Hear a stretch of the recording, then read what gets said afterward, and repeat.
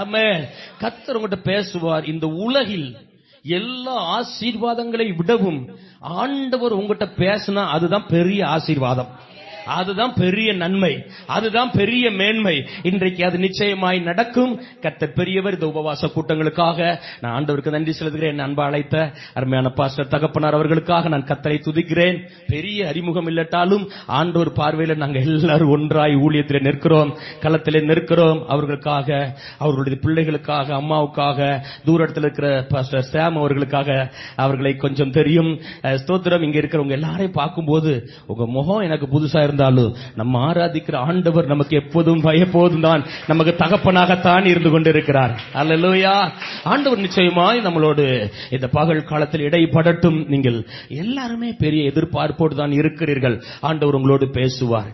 ஆண்டவர், நம்முடைய ஆண்டவர் பேசுவதற்கு ஒரு குறிப்பிட்ட நாள் தேவையில்லை, ஒரு குறிப்பிட்ட நேரம் தேவையில்லை, ஒரு குறிப்பிட்ட பகுதி தேவையில்லை, ஒரு குறிப்பிட்ட ஊர் தேவையில்லை, ஒரு குறிப்பிட்ட இடம் தேவையில்லை. நம்ம ஆண்டவர் எப்ப வேணாலும் நம்மகிட்ட பேசுவார். அவர் எங்க வேணாலும் பேச முடியும்.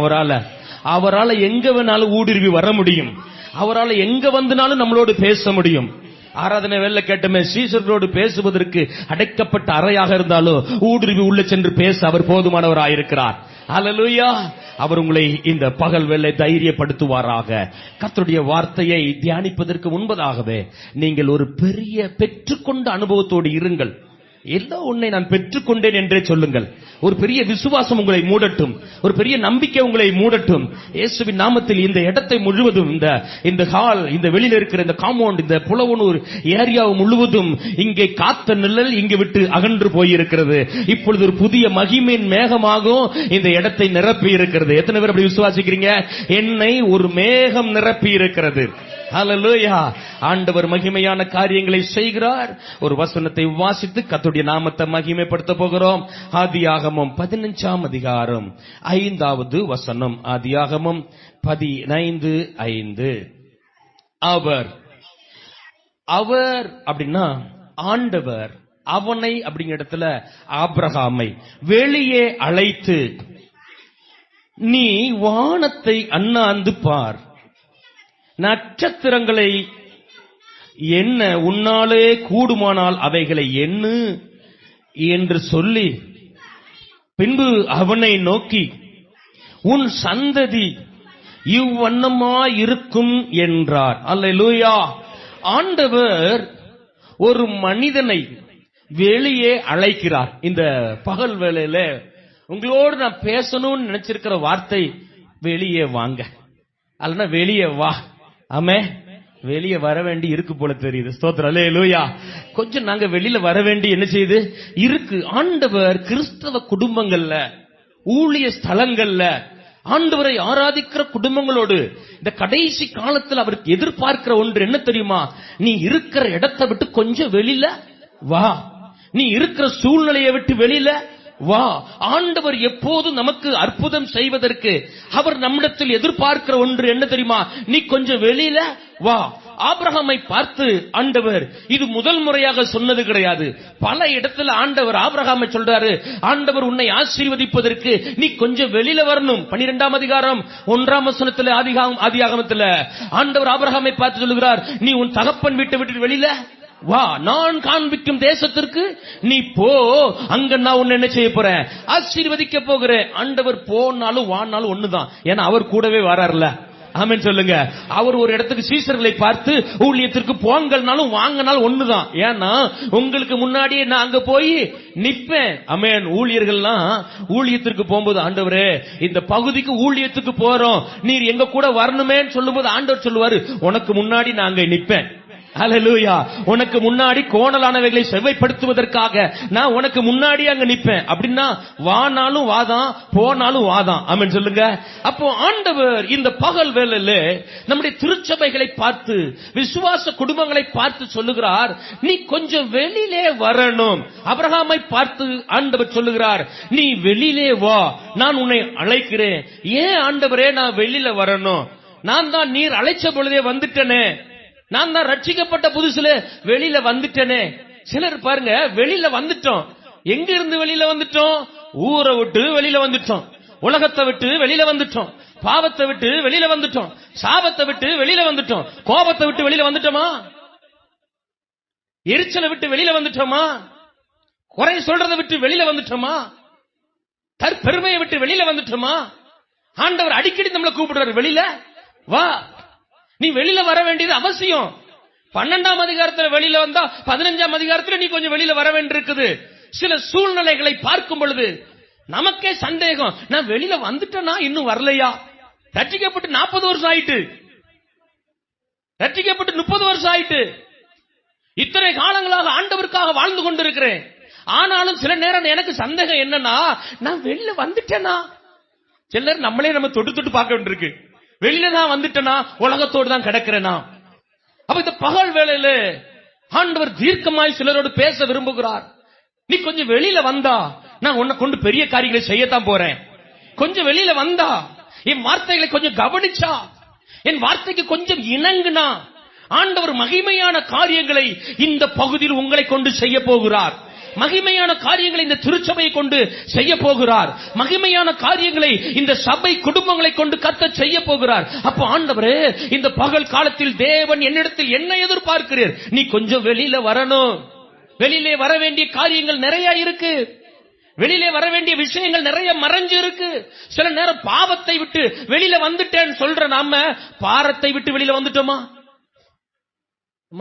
பாரத்தை விட்டு வெளியில வந்துட்டோமா? எத்தனை தடவை வருத்தப்பட்டு பாரம் சுமக்கிறவர்களே, நீங்க எல்லாரும் என்னிடத்தில் வாருங்கள், நான் உங்களுக்கு இளைப்பாறுதல் தருவேன். எத்தனை பேர் இன்னைக்கு பாரத்தோடு வந்திருக்கீங்க? கை தூக்குங்கன்னா. காலையிலையும் கை தூக்குறாங்க, ஜெபம் பண்ணியாச்சு. சாயங்காலமும் வருத்தப்பட்டு பாரம் சுமக்கிறவர்களே, நீங்கள் எல்லாரும் என்னிடத்தில் வாருங்கள், நான் உங்களுக்கு இளைப்பாறுதல் தருவேன். யாரெல்லாம் வருத்தத்தோடு வந்திருக்கீங்க? காலையில தூக்கி ஜெபம் பண்ண அதே ஆளு சாயங்காலம் நினைச்சது. அப்ப எப்போதாயா நீ வருத்தத்தை விட்டு வெளியில வருவ? எப்போதாயா அந்த வருத்தத்தையும் விட்டு வெளியில வர உங்களுக்கு முடியும்? இல்லன்னா ஆண்டவரை கேட்காரு, இதை விட நான் உனக்கு இன்னும் என்னத்தை தந்தா நீ வெளியில வருவ? இவ்வளவு உலகத்துல இவ்வளவு ஆசீர்வாதங்களையும் நன்மைகளையும் மேன்மைகளையும் கிருபைகளையும் பொக்கிஷங்களையும் கணவனையும் மனைவியையும் பிள்ளைகளையும் உடன் பிறந்தார்களையும் நல்ல கால் கையையும் நல்ல தலையையும் நல்ல படிப்பையும் நல்ல எல்லாத்தையும் தந்தாலும் எங்க அக்கா இன்னும் பாரத்தோடு தான் இருக்கு. என்ன வெளியில வர முடியல பாஸ்டர்? பாரத்தை விட்டு என்ன, கவலையை விட்டு வெளியில வர முடியல. உங்கள் துக்கம் சந்தோஷமாய் மாறும். துக்கத்தை விட்டு வெளியில வந்துட்டோமா? ஐயா, பாவத்தை விட்டு வெளியில வந்துட்டோம், குடி பழக்கத்தை விட்டு வெளியில வந்துட்டோம், பொய் சொல்றதை விட்டு வெளியில வந்துட்டோம், கவலையை விட்டு வெளியில வந்துட்டோமா? தாய்மார்கள் கவனிக்கிறீங்க, நான் வெளியில வர வேண்டிய காரியம் நிறையத்தான் இருக்கோ. நான் வெளியில வர வேண்டிய காரியங்கள் கடுமையான காரியங்கள் இருக்கத்தான் செய்யுது. நான் பலவிதமான சூழ்நிலை விட்டு வெளியிலே வந்திருந்தாலும் இன்னும் நான் சிலவற்றிலிருந்து வெளியில வர வேண்டியிருக்கிறது. அதை தான் ஆபிரகாமை பார்த்து ஆண்டவர் சொல்லுகிறார், நீ கொஞ்சம் வெளியில வரணும். நீ உள்ளவே இருக்க வரைக்கும் நான் உன்கிட்ட செயல்பட முடியாது. என் கூடாரம் தான் தஞ்சம், என் குடும்பம் தான் தஞ்சம், என் ஊர் தான் தஞ்சம், என் வேலை தான் தஞ்சம், என் படிப்பு தான் தஞ்சம்னு எத்தனை காலத்துக்கு தான் உலக பிரகாரமாய் வாழ்ந்து வாழ்ந்து உள்ளவே இருக்க போற? கொஞ்சம் தான் வெளியில வாயே, நான் உனக்கு உன்னத அனுபவங்களை காண்பிக்க விரும்புகிறேன். கொஞ்சம் வெளியே தான் வாயே, நான் உயர்ந்த ஸ்தானங்களை உனக்கு காண்பிக்க விரும்புகிறேன். கொஞ்சம் நீ இருக்கும் இடத்தை விட்டு வெளியில வந்தா உனக்கு உயரங்களை நான் காண்பிக்க போகிறேன். இந்த பல்கல் வேலையில ஆண்டவர் சில உயரங்களை உங்களுக்காக வைத்திருக்கிறார், சில உன்னத அனுபவங்களை உங்களுக்காக வைத்திருக்கிறார், ஆசீர்வாதங்களை உங்களுக்காக வைத்திருக்கிறார். ஆனால் ஏதோ ஒன்று என்னை வெளியிலே வராமல் தடுக்கிறது. ஏதோ ஒன்று நான் வெளியில் வந்து ஆண்டவருக்காக செயல்பட முடியாமல் தடுக்கிறது. ஆண்டவர் விரும்புகிறார், ஆபிரகாமை அழைக்கிறார், ஆபிரகாமே நீ வெளியிலே வா, நான் உனக்கு வானத்தை காண்பிப்பேன். வெளியில வந்தாதான் வானம் தெரியும். சொல்லுங்க ஆமென். வெளியில வந்தாதான் வானம். சொல்லுங்க. இப்ப இங்க இருக்கிய எல்லாரும் வானத்தை பாருங்க, மேல பாருங்க, தெரியுதா உங்களுக்கு? ஆனா வெளியில இந்த கூட்டம் வச்சிருந்தா என்ன செய்யும்? வானம். ஆண்டவர் அழைக்கிறார், ஆபிரகாமே நீ வெளியில வா, உனக்கு வானத்தை காமிக்கிறேன், நட்சத்திரங்களை காமிக்கிறேன், அழகானவைகளும் அருமையானவைகளும் என் கைவசம் இருக்கிறது, நான் உனக்கு காண்பிக்க போகிறேன். ஆசீர்வாதங்கள் என் கைவசம் இருக்கிறது, உயரங்கள் என் கைவசம் இருக்கிறது. நீ எத்தனை நாளுக்கு தான் அந்த உள்ளவே இருந்துட்டு இருக்க போற? வெளியில கொஞ்சம் வா, உன் பாரத்தை விட்டு கொஞ்சம் வெளியில வா, உன் சாப கிரியை விட்டு கொஞ்சம் வெளியில வா, வியாதி வியாதின்னு படுத்த இடத்தை விட்டு கொஞ்சம் எளிமைதான் வெளியில வா. நான் உனக்கு சிலவற்றை காண்பிக்க வேண்டும், சில ஆசீர்வாதங்களை இன்னும் நாம் பார்க்கவே இல்லை. இத்தனை நன்மைகளை பெற்றுக்கொண்ட ஆபிரகாம் இன்னுமா வானத்தை பார்க்கல? இன்னுமா நட்சத்திரங்களை எண்ணல? ஆண்டவரோடு எத்தனை முறை பேசியும், சபையில எத்தனை முறை கர்த்தர் நம்மளோடு பேசியும், ஆண்டவர் நம்மளை தொட்டும், நம்மளை அபிஷேகப்படுத்தியும், நம்மளை ஞானஸ்நானத்துக்கு உட்படுத்தியும், திருச்சபையில் ஒரு அங்கமாய் இருந்தும், ஏன் ஊழியத்தில் பங்காளராய் இருந்தும் இன்னும் வானத்தை பார்க்காத நிறைய பேர் இந்த உலகில் இருக்கிறாங்க கிறிஸ்தவர்களாய். ஆனால் இந்த காலவெளியிலே ஆண்டவர் சொல்லுகிறார், இன்றைக்கு நான் உங்களுக்கு வானத்தின் ஆசீர்வாதத்தை காண்பிக்க இருக்கிறேன். அது மட்டுமல்ல, நட்சத்திரங்களின் ஆசீர்வாதங்களை உங்களுக்கு காண்பிக்க இருக்கிறேன். ஆண்டவர் உயரமான ஆசீர்வாதங்களை நமக்கென்று வைத்திருக்கிறாரா? ஆமா, ஆமா. இந்த காலவெளியில எங்களை ஆண்டவர் அதிகமாய் ஆசீர்வதிப்பாரா? ஆமாய்யா, ஆசீர்வதிப்பார். எப்பொழுது ஆசீர்வதிப்பார்? நான் கொஞ்சம் ஆண்டவருடைய சத்தத்தை கேட்டு, ஆண்டவர் என்னை எங்கே கூப்பிடுகிறார், கொஞ்சம் வெளியில வாங்க. ஆதியாகம புஸ்தகம் 15ஆம் அதிகாரம் 1ஆம் வசனத்தில், தரிசனத்தில் ஆண்டவர் ஆபிரகாமை பார்த்து, நீ பயப்படாதே, நான் உனக்கு கேடகமும் மகாபெரிய பலனுமாய் இருக்கிறேன். நான் உனக்கு இருக்கிறேன், நான் உன் கூட இருக்கிறேன். எப்படி? நான் உன் கூட இருக்கிறேன். அடுத்த வசனத்தில் ஆபிரகாம் சொல்றாரு, நீர் இருக்கிறீர், எனக்கு பிள்ளை இல்லை. ஆண்டவர் சொல்றார், நான் இருக்கிறேன், நான் இருக்கிறேன் உனக்கு. ஆனா ஆபிரகாம் சொல்ற, எனக்கு பிள்ளை இல்லை. அதனாலதான் சொல்றாரு, நீ கொஞ்சம் வெளியில வா. நீ உள்ள வருக்க வரைக்கும் இந்த பேச்சு தான் உன்ட என்ன செய்யும், இருக்கும். நம்ம பாருங்க, சில நேரங்கள்ல ஆண்டவர் நமக்கு அள்ளி கொடுத்திருக்கிற ஆசீர்வாதங்களை பத்தி பேசவே தெரியாது. நன்மைகள் மேன்மைகள் வீட்டுல கொட்டி கிடக்கு. என்ன இங்க இருக்க யாராவது ஏழையா? அப்படியா? என்ன அமைதியா இருக்கீங்க? இங்க இருக்க யாராவது ஏழையா? இங்க இருக்க யாராவது கோழையா? இங்க யார் வீட்லயா சாப்பாடு இல்லையா? யார் வீட்லயா ட்ரெஸ் இல்லையா? யார் பிள்ளையா படிக்காம இருக்கா? எல்லாம் தானே இருக்கு. ஆனா நம்ம சொல்றது என்ன? நம்ம சொல்ற காரியம் என்ன? ஆண்டவர் சொல்றார், நீ பயப்படாத, நான் உனக்கு இருக்கிறேன். அவன் சொல்றான், எனக்கு இல்லன்றான். இருக்கிறேன்றாரு, அவன் இல்லன்றான். ஆண்டவர் சொல்ற, நீ கொஞ்சம் வெளியில வரணும், உன் மண்டை இப்ப கொஞ்சம் சரியில்லை. நான் உனக்கு இருக்கிறேன்னு சொல்லியும் நீ இல்லாததை பத்தியே பேசிக்கிட்டு இருக்கிறாயே. இல்லாதவைகளை பற்றி பேசுகிற குணத்தை விட்டு நீ கொஞ்சம் வெளியில வா. இல்லாதவைகளை பற்றி முறுமுறுக்கிற சில குணத்தை விட்டு நீ வெளியில வா. சில ஆட்களை கவனிச்சிருக்கிற, பார்த்து இருக்கிறேன். எத்தனை ஆண்டவர் நன்மை செய்தார் என்று சொன்னார். இந்த ஆயுள் பத்துமா? ஆண்டவர் செய்த நன்மைகளை சொன்னா இந்த வாழ்நாள் முடியுமா? ஆண்டவர் செய்த நன்மைகளை சொல்லி முடிச்சாலே இந்த ஆயுள் நாள் பத்தாதே.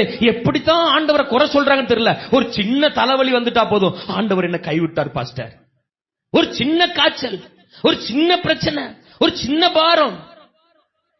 நாமளே சொல்ல வேண்டாமா, கர்த்தர் வானங்களின் மேல் வீற்றிருக்கிறவர், என்னை ஆகாயத்துக்கு மேல அமர்த்துகிறவர், நட்சத்திரங்களை பார்க்க சொல்லுகிறவர், அவர் என்னை கைவிடலன்னு நம்மளே சொல்லணும். இதுக்கு ஒரு பாஸ்டரை போட்டு, இதுக்கு ஒரு மீட்டிங்க போட்டு, இதுக்கு ஒரு உபவாச கூட்டத்தை வீட்டுல வச்சு அவங்க இதெல்லாம் பெரிய ப்ராசஸ். நான் சொல்றேன், இந்த பகல் வேளையில நீங்க கொஞ்சம் வளரணும். ஆமென் சொல்லுங்க. நான் கொஞ்சம் வளரணும். தேவ சமூகத்துல இல்லாதவைகளையும் இல்லாதவைகளை இருக்கிறவைகளை போல் அழைக்கிற ஆண்டவர் நம்ம கூட இருக்கிறார். ஆபிரகாமே, நீ பயப்படாத, நான் உன் கூட இருக்கிறேன் அப்படின்னு சொல்றார். வீட்டுக்குள்ள இருந்து சொல்றான், எனக்கு ஒண்ணு இல்லைன்றான். ஐயோ, நான் இருக்கையா உனக்கு? பக்கத்துல பார்த்து சொல்லுங்க, ஆண்டவரே உனக்காக இருக்கிறார். சிலர் சொல்ல மாட்டீங்க, பரவாயில்ல, ஆண்டவரே உன் கூட இருக்கிறார். அல்லேலூயா. ஆண்டவரை விட என்னது பெருசு உங்களுக்கு? ஆண்டவரோட என்ன பெருசு? பாருங்க, எனக்கு ஒரு சம்பவம் ஞாபகத்துக்கு வருது. தாவீது கோலியாத்து கூட யுத்தம் பண்ண போறான். இப்ப கோலியாத்து உடம்புல ரொம்ப ஆயுதங்களை போட்டிருந்தான், நிறைய இருக்கு. ஈட்டி, மார்க்கவசம், வாளு, அந்த கத்தி, இந்த கத்தி. ஒரு வேத பண்டிதர் சொல்லுதாரு, தாவீதோட எடை எவ்வளவோ கோலியாத்து வச்சிருந்த ஆயுதத்தின் எடை அவ்வளவாம். அவ்வளவு ஆயுதத்தோட வரான். தாவீத பார்த்து கேட்கிறான், நீ இப்படி வாரிய ஒரு தடியோட, நான் என்ன நாயா? ஆனா தாவீதுக்கு தெரியும், நீ ஆயுதங்கள் நம்பி வர்ற, உனக்கு ஆயுதத்து மேலதான் நம்பிக்கை, உனக்கு ஆயுதம் தான் இருந்தா தான் உன்னால யுத்தம் பண்ண முடியும். நீ ஆயுதத்தை மேல போட்டு வர, நான் அப்படி கிடையாது. நீ நிந்திக்கிற தேவனாகிய கர்த்தருடைய நாமத்தில் வருகிறேன், அவர் இன்றைக்கு உன்னை என் கையில் ஒப்பு கொடுப்பார். ஏன்னா நான் நம்புகிறது ஒரு ஆயுதத்தை அல்ல, நான் நம்பி இருப்பது ஒரு பணத்தை அல்ல, நான் நம்பி இருப்பது ஒரு புகழை அல்ல, நான் நம்பி இருக்கிறது என் படிப்பை அல்ல, நான் நம்பி இருப்பது என் வேலையே கிடையாது, நான் நம்பி இருப்பது எங்கள் ஆண்டவரை. அந்த ஆண்டவர் ஆபிரகாம் சொல்றாரு, நான் இருக்கேன்டா, உனக்கு நான் இருக்கேன் அப்படின்னா. அந்த ரூமுக்குள்ள குடிசைக்குள்ள உட்கார்ந்துட்டு சொல்றாரு, ஆண்டவரே எனக்கு குழந்தை இல்லையே. இல்லாதவைகளை பத்தியே பேசுகிற குணத்தை விட்டு நீ கொஞ்சம் வெளியில வரணும். அதைத்தான் ஆண்டவர் சொல்றாரு. எங்க வெளியில வான என்ன, எதற்கு வெளியில அழைக்கிறார்? இஸ்ரவேல் ஜனங்கள் எவ்வளவு சாப்பிட்டாலும் எவ்வளவு தண்ணி குடிச்சாலும் எங்களுக்கு இல்லையே, எங்களுக்கு இல்லையே, எங்களுக்கு இல்லையே, அவன மாதிரி இல்லையே, அவ வீட்ட மாதிரி இல்லையே, அவங்க கார மாதிரி இல்லையே, இவங்க பைக்க மாதிரி இல்லையே. சிலர் சொல்ல அவ பிள்ளை மாதிரி எனக்கு பிள்ளை இல்லையே. அந்த பிள்ளைய பாரு, பிள்ளைய பார்த்து கூப்பிடுறது, ஏ தம்பிங்க வா, அவ பிள்ளைய பாரு. என்னம்மா அதோட நான் அழகாத்தானே இருக்கேன், அவா பிள்ளைதான் அழகா இருக்கு, அவா பிள்ளைதான் 70 மார்க் எடுத்துட்டு, இவா பிள்ளைதான் 80 மார்க் எடுத்துட்டு, அது கவர்மெண்ட் வேலைக்கு போயிருச்சு. அது போட்டு அதுக்கு மேல இருக்க அபிஷேகம். அது உங்க பிள்ளைக்கு கர்த்தர் ஏற்ற வேலை உயர்த்துவார். அவர் உங்களை உயர்த்தும்படி அவருடைய பலத்த கரத்துக்குள் இருங்க. ஆண்டவர் உங்களை உயர்த்துவார், ஆசீர்வதிப்பார். அவரை மாதிரி எனக்கு சரீரம் இல்லையே, அவரை மாதிரி நான் குண்டு குண்டு இல்லையே, அவங்கள மாதிரி வெள்ளையா இல்லையே, எப்படி அவங்கள மாதிரி தாடி வைக்கலையே. இதெல்லாம் ஒரு சங்கடமா கிறிஸ்தவ வாழ்க்கையில. ஆண்டவரே கூட இருக்காரு, ஆண்டவரே கூட இருக்காரு. அவரை கூட வச்சுக்கிட்டா இத்தனை பிரச்சனை பண்ணிக்கிட்டு இருக்கோம் நம்ம. கொஞ்சம் வெளியில வாங்க. ஆண்டவர் இந்த கால வெளில சொல்லுகிறார், நான் உன் கூட இருக்கிறேன், பயப்படாது ஆபிரகாமே, நான் உன்னோடு கூட இருக்கிறேன். நான் உன் கூட இருக்கிறேன்னு சொன்ன பிறகு எனக்கு என்ன தருவீர்னு கேட்கிறான். எனக்கு என்ன தருவீர்? இவன் சரியா வரல, இன்னும் இவனை கொஞ்சம் என்ன செய்யணும், வெளியில கூப்பிடணும். உள்ளவே உட்கார்ந்து எனக்கு என்ன தருவீர்? எந்த வீட்டு வேலைக்காரன் எலியேசர் என் வீட்டுக்கு எஜமானா இருக்கட்டுமா? புத்தி சரியில்லாம பேசிட்டு இருக்கு. அப்படி ஆகும் இப்படி ஆகும். ஆண்டவர் பார்த்தாரு, இவனை இன்னும் என்ன செய்யக்கூடாது, உள்ள இருக்க விடக்கூடாது. தேசங்களுக்கு ஆசீர்வாதமா இருக்க வேண்டியவன், தேசங்களுக்காய் ஜெபிக்க வேண்டியவன், அநேக நன்மைகளை மற்றவர்களுக்கு கொடுக்க வேண்டியவன் உள்ள உட்கார்ந்து தனக்காக அழுதுகிட்டு இருக்கிறான். இப்ப கொஞ்சம் தனக்காக அழுவதை நிறுத்திவிட்டு நீ வெளியில வா. ஆமே, நீங்க உள்ளத்துல அதை பேசணும். எனக்காக அழுவதை நிறுத்திவிட்டு நான் கொஞ்சம் வெளியில வரணும். அல்லேலூயா. எனக்காகவே நான் இன்னும் அழுது கொண்டு இருக்கிறதற்கு அழைக்கப்பட்டிருக்கிறோம். நமக்காக அழுதது போதும், நமக்காக அழுத நாட்கள் போதும். இனி மற்றவர்கள் ஆசீர்வாதத்திற்காக நான் ஜெபிக்க வேண்டும், மற்ற ஆத்துமாக்களுக்காக நான் ஜெபிக்க வேண்டும். ஆண்டவர் நீ கொஞ்சம் வெளியில வா, நான் முக்கியமான சிலவற்றை ஒன்று பேச வேண்டியிருக்குது. இப்ப ஆண்டவர் வெளியில கூப்பிட்டு, ஆபிரகாமே வானத்தை பாரு, நட்சத்திரங்களை பாரு, நட்சத்திரங்கள் உன்னால என்ன கூடுமான எண்ணு. யாராவது எண்ணி பார்த்திருக்கீங்களா? எண்ணி பாருங்க, இன்னைக்கு அடிக்கடி எண்ணி பாருங்க. ஆமென். வானத்தை பார்க்கணும். சோத்திரம், அல்லேலூயா. ஆண்டவருடைய படைப்புகளை பாருங்க, ஆண்டவருடைய படைப்புகளை பாருங்க. நான் அடிக்கடி சொல்லுவேன், ஆண்டவர் நமக்கு தருகிற ஆசீர்வாதங்களைப் போல இந்த உலகத்தில் யார் நமக்கு தர முடியும்? ஆண்டவர் நமக்கு தருகிற நன்மைகளைப் போல இந்த உலகத்தில் யார் நமக்கு நன்மை செய்ய முடியும்? அவருடைய படைப்புகளை பார்த்தாலே போதுமே. ஆமென். அவர் சொல்றாரு, வானத்தை பாரு, வானத்தை அண்ணார்ந்து பாருன்றார். எப்படி? வானத்தை அண்ணார்ந்து பாரு, அங்க இருக்கிற நட்சத்திரங்களை உன்னால் என்ன கொடுமனால் எண்ணு. உடனே சொல்றாரு, உன் சந்ததி உன் பிள்ளைகள் இவ்விடமாயிருக்கும். உன் பிள்ளைகள் வானத்து நட்சத்திரங்களைப் போல் இருப்பார்கள், எண்ணிக்கையில் அடங்காதவர்களாய் இருப்பார்கள். அழகழகான பிள்ளைகளை உனக்கு தருவேன், ஆசீர்வாதங்களை உனக்கு தருவேன். நீ இவ்வளவு நாளும் அங்கே இருந்ததுனால இதெல்லாம் பார்க்காம போயிட்ட. இனி முதல் நீ நான் ஒன்னு சொல்றேன், நீ கூடாரத்துக்குள்ளே கிடக்கிறதை விட்டுட்டு, எனக்குங்கிறத பேசுறதை விட்டுட்டு, எனக்காக, என் பிள்ளைக்காக, என் வீட்டுக்காக சொல்றத விட்டுட்டு கொஞ்சம் வெளியில வந்து பாரு. ஆண்டவர் உங்களை ஆசீர்வதிக்க விரும்புகிறார். ஹல்லேலூயா. தேவனே, எனக்கு புத்திர சந்தானத்தை தர வேண்டுமே. குறைகளை பார்ப்பதை விட்டுட்டு வெளியில கொஞ்சம் வா. குறை சொல்லுகிற அனுபவத்தை விட்டு கொஞ்சம் வெளியில வா. ஒரு தவளை கிணத்துக்குள்ள கிடந்துச்சான். உங்களுக்கு தெரியும் தானே இந்த கதை? எல்லாருக்குமே தெரியும். ஒரு தவளை கிணத்துக்குள்ள இருந்துச்சு. அந்த கிணத்துல தண்ணி கீழே போகும்போது அதுவும் கீழே போகும், தண்ணி மேல வரும்போது அதுவும் மேல வரும். அங்க இருக்கிற பாசியை சாப்பிடும், அங்கே குடும்பம் நடத்தும், அங்கே குட்டியை போடும். ஒரு நாள் பெரிய மழை பெஞ்சிருச்சு. பெரிய மழை பெஞ்ச பொழுது கிணத்துல தண்ணி மேல வந்துருச்சு, தரைக்கு வந்துருச்சு. இப்ப தவளை இல்ல, அப்படியே கிணத்தை விட்டு கொஞ்சம் வெளியில குதிச்சு இப்பதான் பாக்கு, என்ன இந்த உலகம் பெருசா இருக்கு. ஏற்கனவே இந்த உலகம் பெருசுதான். ஏற்கனவே ஆண்டவர் கையில ஆசீர்வாதங்கள் நிறைய இருக்கு. இனிமேதான் அவர் உங்களுக்காக ஆசீர்வாதத்தை தரப்போறது இல்ல. ஏற்கனவே அவருடைய கையில் ஆசீர்வாதங்கள் நிறைய இருக்கு. ஆனா கிணத்தை விட்டு கொஞ்சம் வெளியில வரணுமே. அல்லேலூயா, ஆமென். எத்தனை பேர் ஆமென் சொல்றீங்க? அல்லேலூயா. படுத்த இடத்தை விட்டு கொஞ்சம் எஞ்சி வெளியில வரணும். ஆமென். தூங்குறதை விட்டுட்டு கொஞ்சம் வெளியில வரணும். ஆண்டவர் எங்க வெளியில வர சொல்றாரு? சிலருக்கு தூக்கத்தை விட்டு வெளியில வர முடியவே இல்லையா. என்ன தூக்கம். ஸ்தோத்திரம் ஆண்டவரே. நைட்டு தான் படுத்தது மாதிரி இருந்துச்சு, ஒரு வினாடியில விடிஞ்சிட்டேன். என்ன சிஸ்டர் காலையில 5 மணி ஜெபத்துக்கு வரல? அவங்க சொல்றாங்க படுத்தது மாதிரி இருந்தது பாஸ்டர். அதுக்குள்ள காலையில 9 மணி ஆயிற்று. எங்க இருந்துதான் தூக்கம் வருது? உடனே சாப்பிட்டுட்டு படுத்துட்டேன். எப்பதான் மத்தியானம் ஆச்சுன்னே தெரியல, தூங்கிட்டே இருக்கிறேன். நான் சொல்ல தூக்கத்தை விட்டு கொஞ்சம் வெளியில வாங்க, பலவீனத்தை விட்டு கொஞ்சம் வெளியில வாங்க, சோர்வை விட்டு கொஞ்சம் வெளியில வாங்க.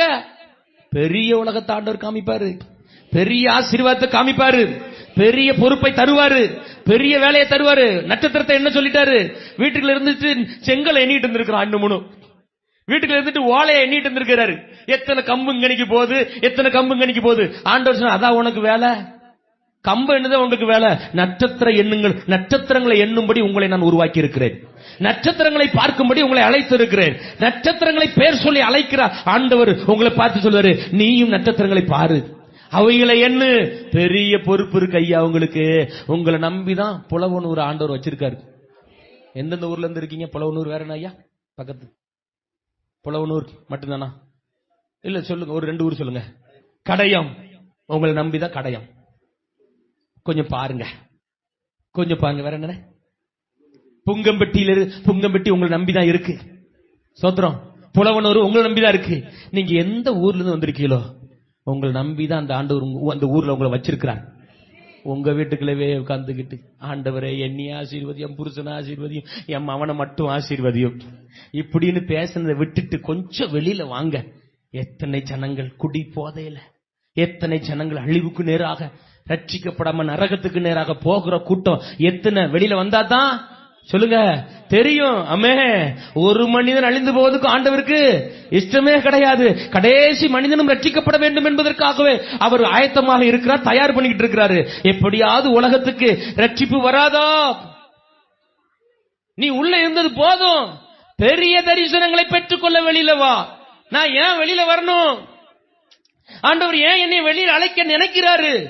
பெரிய தரிசனங்களை உனக்கு காண்பிக்க போகிறேன், பெரிய திட்டங்களை உனக்கு காண்பிக்க போகிறேன். இனி நீங்க பார்க்கிற தரிசனம் ரொம்ப பெருசா இருக்கணும். அப்படியே உள்ள இருந்துட்டே பார்த்த தரிசனம் மாறி இனி நாங்க பார்க்கிற தரிசனம் பெருசா இருக்கணும். ஆண்டவர் அதை விரும்புகிறார். நாங்க ஒரு சின்ன சபை, நான் சொல்றேன் தரிசனம் பெருசு. நாங்க ஒரு குட்டி இடம், தரிசனம் பெருசு. தரிசனத்தை யாராவது சின்ன தரிசனம் சொல்ல முடியுமா? ஆண்டவர் வைத்திருக்கிற திட்டங்களும் தரிசனங்களும் ரொம்ப பெருசு. இந்த சபையை வச்சு, இந்த சபை ஊழியரை வச்சு, இந்த சபையின் குடும்பங்களை வைத்து தேவன் வைத்திருக்கிற திட்டங்கள் மகா பெரியவைகள். அல்லேலூயா. நீ கொஞ்சம் வெளியில வா, நான் உனக்கு திட்டங்களை பற்றி அறிவிக்க வேண்டி இருக்கிறது. ஆமே. ஐயா என்ன ஒண்ணும் தரிசனம் இல்லைன்னு நினைச்சிட்டு இருக்கீங்களா? உங்க மேல பெரிய தரிசனம் இருக்கு. அம்மா உங்க மேல பெரிய தரிசனம் இருக்கு. பெரிய திட்டங்களை கர்த்தர் வைத்துதான் இந்த உலகத்துக்கு உங்களை அனுப்பி இருக்கிறார். ஆண்டவர் இந்த உலகத்துக்கு உங்களை அனுப்புனதுக்கு ஒரு நோக்கம் இல்லையா? தரிசனம் இருக்கு. தாவீது கேட்கிறார், ஆண்டவரே நான் வந்ததற்கு ஒரு முகாந்திரம் இல்லையா? வேடிக்கை பார்க்க நான் வந்தேன், வேடிக்கை பார்க்க நம்ம இந்த உலகத்துக்கு வந்தோம் இல்லங்க, சுதந்திரிக்க வந்திருக்கிறோம். ஹல்லேலூயா. வேடிக்கை பார்க்கறவங்க வேடிக்கை பார்க்கட்டும், நீங்க அப்படி பிறக்கல, நான் சுதந்திரிக்க பிறந்திருக்கிறேன். ஆண்டவர் உங்களை ஏன் வெளியில வரணும்னு நினைக்கிறார் ஐயா? நீங்க பெரிய தரிசனத்தை பார்க்கணும், பெரிய திட்டங்களை நீங்க பார்க்கணும். இந்த உலகில் கிடக்கிற பறந்து விரிந்து கிடக்கிற ஜனங்களுக்காக நீங்கள் பரிதபிக்க வேண்டும், நீங்க ஜெபிக்க வேண்டும். மக்கள் மேல உங்களுக்கு ஒரு பாசம் வரணும். அதுக்கு தான் நீங்க வெளியில வர வேண்டி இருக்கு. மக்கள் மேல ஒரு பெரிய பாரம் வரணும். அல்லேலூயா. பெரிய தரிசனங்களும் பெரிய திட்டங்களையும் ஆண்டவர் உங்களுக்கு தர வேண்டும் என்று சொன்னால் இந்த பகல் வேளையில ஆண்டவர் சொல்வார், நீ கொஞ்சம் வெளியிலே வர வேண்டும். உன் வீடு, உன் கூடு, உன் வேலை, உன் வயலு, உன் ஆடு, என் மாடு, எங்க குலது, இப்படி எல்லாம் சொல்றத நிறுத்திட்டு, ஆண்டவரே உங்க தரிசனம் பெருசப்பா, என் மேல நீர் வைத்திருக்க திட்டம் என்னப்பா? ஆண்டவர் இந்த பகல் காலத்திலே இங்க இருக்கிற சிலரோடு சரியாய் பேசுகிறார். உங்களை குறித்து தேவன் வைத்திருக்கிற பெரிய திட்டம். ஆபிரகாமே கொஞ்சம் வெளியில வா. அந்த ஆபிரகாம் பேர்ல உங்க பேரை போட்டு கூட்டு பாருங்க. கொஞ்சம் வெளியில வா. நான் வெளியில வர வேண்டிய காரியம் தான் இருக்கு. நான் இன்னும் ஆண்டவருக்காக பிரகாசிக்க வேண்டி இருக்கு. இன்னும் நான் அதிகமாய் ஜெபிக்க வேண்டி இருக்கு. இன்னும் ஆத்துமாக்களை சம்பாதிக்க வேண்டி இருக்கு. இன்னும் கர்த்தருக்காக நான் எழும்பி பிரகாசிக்க வேண்டிய தேவை இருக்கு. இஸ்ரவேல் ஜனங்கள் பெருமூச்சின் சத்தத்தை கேட்டு ஆண்டவர் மோசே அனுப்புகிறார். என் பிள்ளைகளை வெளியே அழைச்சிட்டு வா. அவங்க இனிமேலும் எகிப்து உலகத்துல அவங்க இருக்க வேண்டாம். நம்ம உலகத்தோட உலகமா ஆயிடக்கூடாது, வெளியில வரணும். ஆமென் சொல்லுங்க. உலகத்துக்கு நமக்கு கொஞ்சமாவது வித்தியாசம் இருக்க வேண்டும். அல்லேலூயா. அற்புதங்களை பார்க்க வேண்டியவர்கள் அற்புதமாய் இருக்க வேண்டியவர்கள்,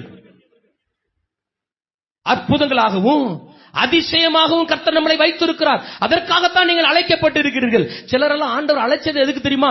நீங்க தான் உங்க ஊருக்கே அற்புதங்களா இருக்க வேண்டியவர்கள், நீங்க தான் உங்க ஊருக்கே அதிசயமா இருக்க வேண்டியவர்கள். ஆனா ஏதோ ஒன்று அவர்களை முடக்கி போடுகிறது, ஏதோ ஒன்று அவர்களை இன்னும் செயல்பட விடாமல் முடக்குகிறதை இந்த காலவெல்லை ஆவியிலே உணர்கிறேன். சிலரெல்லாம் இதை விட அதிகமாய் அபிஷேகத்தில் துள்ளிருக்க வேண்டியவர்கள், இதை விட ஆத்துமாக்களை அதிகமாய் சம்பாதித்துக்க வேண்டியவர்கள், இதை விட கர்த்தருக்காக இன்னும் 10 மடங்கு நீங்கள் ஜொலித்திருக்க வேண்டியவர்கள். என்னாச்சு? ஏதோ ஒரு இடத்தில் முடங்கி கிடக்கிறேன், ஏதோ ஒரு குணத்தில் முடங்கி கிடக்கிறேன், ஏதோ ஒரு பயத்தில் முடங்கி கிடக்கிறேன், ஏதோ ஒரு தயக்கத்தில் முடங்கி கிடக்கிறேன். வெளியில வர முடியல ஐயா, இந்த குடும்பத்தை விட்டுட்டு வெளியில வர முடியவில்லையா, இந்த சமுதாயத்தை விட்டுட்டு வெளியில வர முடியவில்லையா, இந்த சாதி சனத்தை விட்டுட்டு வெளியில வர முடியவில்லையா, இந்த கோயில் குளத்தை விட்டுட்டு வெளியில வர முடியலையா, என் குணத்தை விட்டுட்டு மாற்ற முடியல. வெளியில வாங்க, கர்த்தர் உங்களை கொண்டு மகிமையான காரியங்களை செய்ய இருக்கிறார். ஆபிரகாமே, கொஞ்சம் வெளியில வா, நான் உன்னை கொண்டு மகிமையான காரியங்கள் செய்ய வேண்டி இருக்கிறது. வெளியே வந்தா கர்த்தர் பேசுவார், வெளியில வந்தாதான் சொல்லுவார், வானத்தை காமிப்பார், வெளியில வந்தாதான் பெரிய திட்டங்கள் பிறக்கும், வெளியில வந்தாதான் நட்சத்திரங்களை காண்பிப்பார். 1 ராஜாக்களின் புஸ்தகம் 19ஆம் அதிகாரம் 11ஆம் வசனத்துல ஆண்டவர் எலியாவை பார்த்து, அப்பொழுது கர்த்தர் எலியாவை பார்த்து, நீ வெளியே வந்து கர்த்தருக்கு முன்பதாக பர்வதத்தில் நில், வெளியில வா. எலியாவே, உனக்கு இங்க என்ன வேலை? இப்படி ஆண்டவர் சொல்லும் பொழுது எலியாவை ஆண்டவர், எலியாவே நீ வெளியில வான்னு சொல்லும்போது எலியா எங்க இருந்தாரு? ஒரு குகைக்குள்ள கிடக்கிறாரு. எங்க கிடக்கிறாரு? நானும் அப்படிதான் பாஸ்டர், குகைக்குள்ள தான் கிடக்கிறேன். சிலர் சொல்றவ எலியா இப்ப எங்க கிடக்காரு? ஒரு கெபிக்குள்ள கிடக்கிறாரு. குகைனா என்ன? குகை எப்படி இருக்குமா? யாராவது சொல்லுங்களேன். அக்கா அழகா இருட்ட ஃபர்ஸ்ட் பாயிண்ட் பிடிச்சாங்க. குகை எப்படி இருக்கும்? இருட்டா இருக்கும். நீ ஏன் இருட்டுல இருக்க? எலியாவே, உனக்கு இங்க என்ன வேலை? இருட்டுல உனக்கு என்ன வேலை? கிறிஸ்தவ பிள்ளைக்கு வெளிச்சத்தின் பிள்ளையாச்சே, நீ இருட்டுல ஏன் இருக்கிற? ஒரு தம்பி, நான் ரோட்ல அப்படி பைக்ல போயிட்டு இருந்தேன், சர்ச்சுக்கு வர தம்பி. அவனை நான் பார்த்துட்டேன், தூரமா நிக்கிறான். என்ன கண்டோன்ன படக்குன்னு ஒளிஞ்சிட்டானே. அப்புறம்தான் என்னடா ஒளிஞ்சுக்கிட்டான்? நம்ம பாஸ்டர் பத்திலா எப்படி கண்ணு தெரியும்? இந்த பாஸ்டர் மார்களுக்கு ஒரு குணம், விசுவாசி எங்க நின்னாலும் தெரிஞ்சிடும். எந்த கூட்டத்திலையும் கண்டுபிடிச்சிருவாங்க. பிள்ளைய கூட கண்டுபிடிச்சிருக்க மாட்டாங்க, விசுவாசிகளை கண்டுபிடிச்சிருவாங்க. எங்க மகாட்ட அடிக்கடி சொல்லுவாங்க, நீ யூனிஃபார்ம் போட்டுன்னா உன்னை என்னால கண்டே பிடிக்க முடியல. ஆனா விசுவாச பிள்ளைகளை கண்ணு சரியா பாத்துருவியா? அவ்வளவு தூரம் அவங்களுக்காக ஜோம் பண்ணி கண்ணிலே படம் வரைஞ்சி வச்சிருக்காரு ஐயா. எப்படி அவ்வளவு தூரம் உங்களுக்காக இரவெல்லாம் ஜெபம் பண்ணி உங்க பிக்சர் எல்லாம் தெரியுது. தப்புன்னு சில ஆட்கள் பாத்திருக்கீங்களா? ரோட்ல போகும்போது பாஸ்டரை கண்டோன்னு படக்குன்னு உள்ள போயிருவாங்க. என்னடா வேகமா போய் ஒன்னு டிவி அமத்துவாவ. சோத்திர ஆண்டவரே, ஆமே. அவன் வேகமா போய் ஒளிஞ்சோன்னு எனக்கு புரிஞ்சு போச்சு, இவன் ஏதோ ஒரு இருள்ல என்ன செய்யறான், நிக்கிறான். ஆண்டவர் கேட்கிற, எலியாவே உனக்கு என்னையா அங்க வேலை? அந்த சின்ன பையன் சொல்றான், இருள். கெவினா என்னது? அவனுக்கு தெரியுது, எலியாவுக்கு தெரிஞ்சுதா? ஐயா, எங்க இருக்க வேண்டியவன் நீ? நான் அடிக்கடி சொல்லுவேன், ஆதாமே எங்க இருக்கிறாய்? என் ஆண்டவர் தெரியாதா என்ன? எங்க இருக்க வேண்டிய நீ எங்க இருக்கிறாய்? அதான் கேள்வி. இப்ப எலியாவே உனக்கு இங்க என்ன வேலை? அவ சொல்றான், என் பிராணனுக்கு பயந்து என்ன செஞ்சிட்டு இருக்க? சீ, அசிங்கமா இல்ல உனக்கு இப்படி சொல்றதுக்கு? நீ எப்படிப்பட்ட மனுஷன்? உனக்கு எவ்வளவு வல்லமையை தந்திருக்கிற? உயிர் பயம். கிறிஸ்தவ பிள்ளைகளுக்கு எங்கயா இருக்கு உயிர் பயம்? என் உயிர் அவர் கையில இருக்கு. எத்தனை பேர் அப்படி சொல்ல முடியும்? என் ஜீவன் அவர் கையில் இருக்கிறது, எவன் நினைச்சாலும் தொட முடியாது. பிசாசு போய் ஆண்டவர் முன்பதாக நின்ற பொழுது ஆண்டவர் சொன்ன வார்த்தை என்ன தெரியுமா? என்னத்தை வேணாலும் தொட்டுக்கோ, அவனை மட்டும் நினைச்ச கூடாது, என் புள்ள தொட விட மாட்டாரு. ஹல்லேலூயா. நீங்க உங்க உயிருக்காக கவலைப்படாதங்க, அவர் பார்த்துக்கிடுவார். உங்க ஜீவன் போகாது, அவர் சொல்லாம உங்களை யாரும் தூக்க முடியாது. ஹல்லேலூயா. இப்ப எலியா பாருங்க, நான் குகைக்குள்ள கிடக்கிறேன். குகைன்னா இருட்டு. சரி, வேற என்ன? இருட்டை விட்டு வெளியில வாங்க. வேற என்னக்கா? குகை, தனிமை. அம்மாவா இல்லையா? தனிமையை விட்டு கொஞ்சம் சிலருக்கு தனிமை தான் பிடிக்கியா. குடும்ப ஜெபத்துக்கு கூட வர மாட்டேங்காங்க. நான் தனியா ஜெபம் பண்ணிக்கிட்டேன், நீ போ. எப்படி எம்மா வாமா ஐயா, வாங்க ஐயா, குடும்ப ஜெபம் பண்ணுவோம், ராத்திரி 8 மணி ஆயிட்டு, நீ ஜெபம் பண்ணிக்கோ, நான் இங்க நீ பார்த்து தனிமை. வெளியில வாங்க கொஞ்சம். ஆராதனைக்கு வருவதில்ல, காலையில ஏதோ ஒரு நேரம் ஜெபம் பண்ணிட்டு வேலையை பார்த்து ஓட்டி தனிமை. வெளியில வாங்க. இருள், வெளியில வாங்க. ஆண்டவர் இந்த பகல் வேலை நம்மளோட தான் பேசுறாரு. யாருக்காகவோ பேசக்கு வரல, உங்க கூட பேசதான் வந்திருக்கிறேன். வீடியோ எடுக்கனால வீடியோக்கு பேசல. ஆண்டவர் உங்க சர்ச்சைக்கு அழைச்ச ஒண்ணு எடுத்த செய்தி இதான், வெளியில வாதான். உட்கார்ந்து உட்கார்ந்து என் மனைவி கேக்குறாங்க, என்ன ஏன் உட்கார்ந்து உட்கார்ந்து எடுத்துட்டே இருக்கீங்க? தேவை இருக்கு போல, ஆண்டவர் பேசணும்ல இல்லையா? ஹல்லேலூயா. கை வைத்து நல்ல சொல்லுங்க பார்க்கலாம், கரங்களை அசைத்து ஹல்லேலூயா. எலியாவே, உனக்கு இங்க என்ன வேலை? உன்னை நான் அழைச்சது, அபிஷேகம் பண்ணது ஒரு குகைக்குள்ள கிடக்கவா? உன்னை இந்த உலகத்திலிருந்து வேறு பிரித்து இந்த திருச்சபை கொண்டு வந்தது ஒரு குகைக்குள்ள கிடக்கவா? இந்த கனமான ஊழியத்தை உனக்கு தந்தது ஒரு கெபிக்குள்ள கிடந்து, நீ இருட்டுக்குள்ள கிடந்து தனிமையில கிடந்து வாடவா நான் உன்னை அழைத்தேன்? கிடையாது ஒருபோதும். உனக்கு இருக்க அழைப்பே வேற, உனக்கு இருக்க அழைப்பே வேற.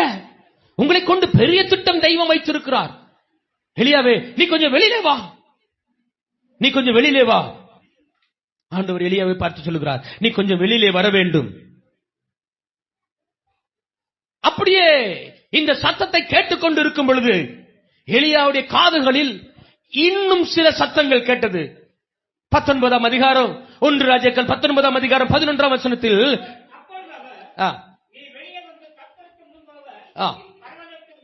நில் என்றார். கர்த்தர் கடந்து போனார். பர்வதங்கள் பிளக்கிறது, கண்மலை உடைகிறது, பெரும் காற்று உண்டாகுகிறது. இல்லை, பூமி அதிர்ச்சி உண்டானது. இல்லை, அக்கினி உண்டானது. அக்கினியிலும் கர்த்தர் இல்லை. அக்கினிக்கு பிறகு ஒரு மெல்லிய சத்தம் கேட்கிறது. ஒரு மெல்லிய சத்தம் கேட்கிறது. அந்த மெல்லிய சத்தத்தை இப்ப எதற்காக எலியா கெபியிலிருந்து வெளியில வர வேண்டும்? ஒரு மெல்லிய சத்தம் கேட்கும். ஆண்டவர் தெளிவாய் பேசுவதற்கு, நீங்க ஆண்டவர்கிட்ட அதிகமாய் பேசுவதற்கு கெபியின் அனுபவத்திலிருந்து கொஞ்சம் வெளியில வாங்க. குகையின் அனுபவத்திலிருந்து கொஞ்சம் வெளியில வாங்க. இருளின் அனுபவத்திலிருந்து கொஞ்சம் வெளியில வாங்க. தனிமையின் அனுபவத்திலிருந்து கொஞ்சம் வெளியில வாங்க. போட்டுக்கோங்க, அதுல கெபியில என்னென்ன இருக்குன்னு போட்டுக்கோங்க. ஒளிந்திருக்கிற அனுபவத்தை விட்டு கொஞ்சம் வெளியில வாங்க. ஏன் இன்னும் ஒளியிறிய? ஏன் ஆதாமே நீ ஒளிந்திருக்கிறாய்? ஆதாமுக்கு தெரியும், ஆண்டவருக்கும் சொல்லுங்க, ஆதாமுக்கு தெரிஞ்சது எல்லாம் ஆண்டவருக்கும் தெரியும். மனுஷன் முகத்தை பார்க்கிறான், கர்த்தரோ உமக்கு மறைவாய் நான் எங்க போவேன்? உம்மை விட்டு எங்க ஓடுவேன்? நான் பாதாளத்துல படுக்க போட்டாலும், வானத்துக்கு ஏறினாலும், மீன் வயிற்றுக்குள்ள போனாலும் நீர் அங்கேயும் இருக்கிறீர். உம்முடைய வலதுகரம் என்னை பிடிக்கிறது, உம்முடைய சத்தம் கேட்கிறது. உமக்கு மறைவா நான் எங்க போவேன்ப்பா? உம்மை விட்டு எங்க ஓடுவேன்? அவருக்கு மறைவானது ஒன்றுமில்ல. அவற்றெல்லாம் ஒன்னும் ஒளிய முடியாது. பாஸ்டர்ட்ட வேணா ஒளிஞ்சுக்கலாம், அம்மா அப்பாவை ஒளிஞ்சுக்கலாம், பெற்றோரை ஏமாத்திக்கலாம், பிள்ளைகளை ஏமாத்திக்கலாம், ஊழியக்காரரை ஏமாத்திக்கலாம், விசுவாசியை ஏமாத்திக்கலாம். ஒருபோதும் ஆண்டவரை ஏமாத்த முடியாது.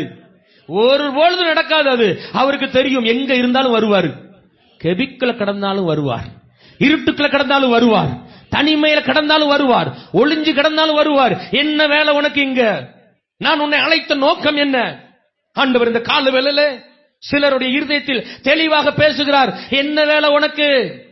பஸ் ஸ்டாண்ட்ல என்ன வேலை? தியேட்டர்ல என்ன வேலை? சீரியலுக்கு முன்னாடி என்ன வேலை? கொடை கொடுக்கிறவங்க முன்னாடி உனக்கு என்ன வேலை? ஆடல் பாடல் நிகழ்ச்சியில் உனக்கு என்ன வேலை? உங்களுக்கு என்ன அங்க ஜோலி இருக்கு? உன்னை அழைத்த நோக்கம் என்ன? கொஞ்சம் வெளியில வா. அந்த மாதிரி அனுபவத்தை விட்டு கொஞ்சம் வெளியில வாங்க. ஏன் வர முடியல? ஆண்டவர் உங்களோடு பேச விரும்புகிறார். ஆண்டவரே, நான் எதற்காக வெளியில வரணும்? ஒன்று, நான் கொஞ்சம் பேச வேண்டி இருக்குது. நான் எதற்காக வெளியில வரணும் ஆண்டவரே? இந்த உபவாச கூட்டத்தில் வந்து ஏதோ நீங்க ஒரு 1000 மடங்கு ஆசீர்வாதம், ஒரு 100 மடங்கு அறுவடை எல்லாம் பேசிட்டு போக வேண்டியது என்ன பாஸ்டர் வந்து வெளியில வா வெளியில வான்றாரு? ஆண்டவருடைய சத்தத்தை கேட்க வேண்டும், ஆண்டவருடைய சித்தத்தை செய்ய வேண்டும். தேவன் கொடுக்கிற ஆசீர்வாதங்களை அவருடைய வார்த்தையின் மூலம் பெற்றுக்கொள்ள வேண்டியது அவசியமாக இருக்கிறது. எலியாவே, உனக்கு எங்க என்ன வேலை? இருளின் அந்தகாரத்திலிருந்து நான் உன்னை பிரித்து எடுத்த பிறகும் அங்கே உனக்கு என்ன வேலை? அந்தகாரத்தில் தானே கடந்தோம், ஆச்சரியமான ஒளிக்கு அழைத்தாரா இல்லையா? ஐயா, நம்ம எங்க கடந்தோம்? அந்தகாரத்தில் தான் கடந்தேன், இருளுக்குள்ள தான் கடந்தேன். பகை என்னும் இருள் கிடந்தமா இல்லையா? கோபம் என்னும் இருள் கிடந்தமா இல்லையா? சிற்றின்பம் என்னும் இருள் கிடந்தமா இல்லையா? பாவம் என்னும் இருள் கிடந்தமா இல்லையா? அங்க இருந்த நம்மளை தூக்கி எடுத்தாரு. மறுபடி உனக்கு அங்க என்ன வேலை? மறுபடி அங்க என்ன வேலை எலியாவே? அந்தகாரத்தில் உனக்கு என்ன வேலை? இருளின் ஆதிக்கங்கள் நிறைந்த இடத்தில் உனக்கு என்ன சோலி இருக்கிறது? உன்னை நான் அழைத்திருப்பதின் நோக்கத்தை நீ விடக்கூடாது. இந்த காலவேளை ஆண்டவர் தெளிவாய் சிலரோடு பேசுகிறார். நான் உங்களை அழைத்திருக்கிற காரியம் வேறு காரியம். உன் மேல வேற அபிஷேகத்தை நான் வச்சிருக்கிறேன். நீ கெபிக்குல வாழ வேண்டிய ஆள் இல்ல. எலியா சொல்றான், ஆண்டவரே, என் உயிருக்கு ஆபத்து, அதனாலதான் கெபிக்குல கிடக்கிறேன்.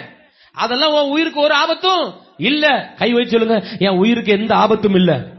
சொல்லுங்க சும்மா, என் உயிருக்கு எந்த ஆபத்தும் இல்ல. கர்த்தர் கூட இருக்கிறாரு. வியாதி என்ன செய்ய முடியும்?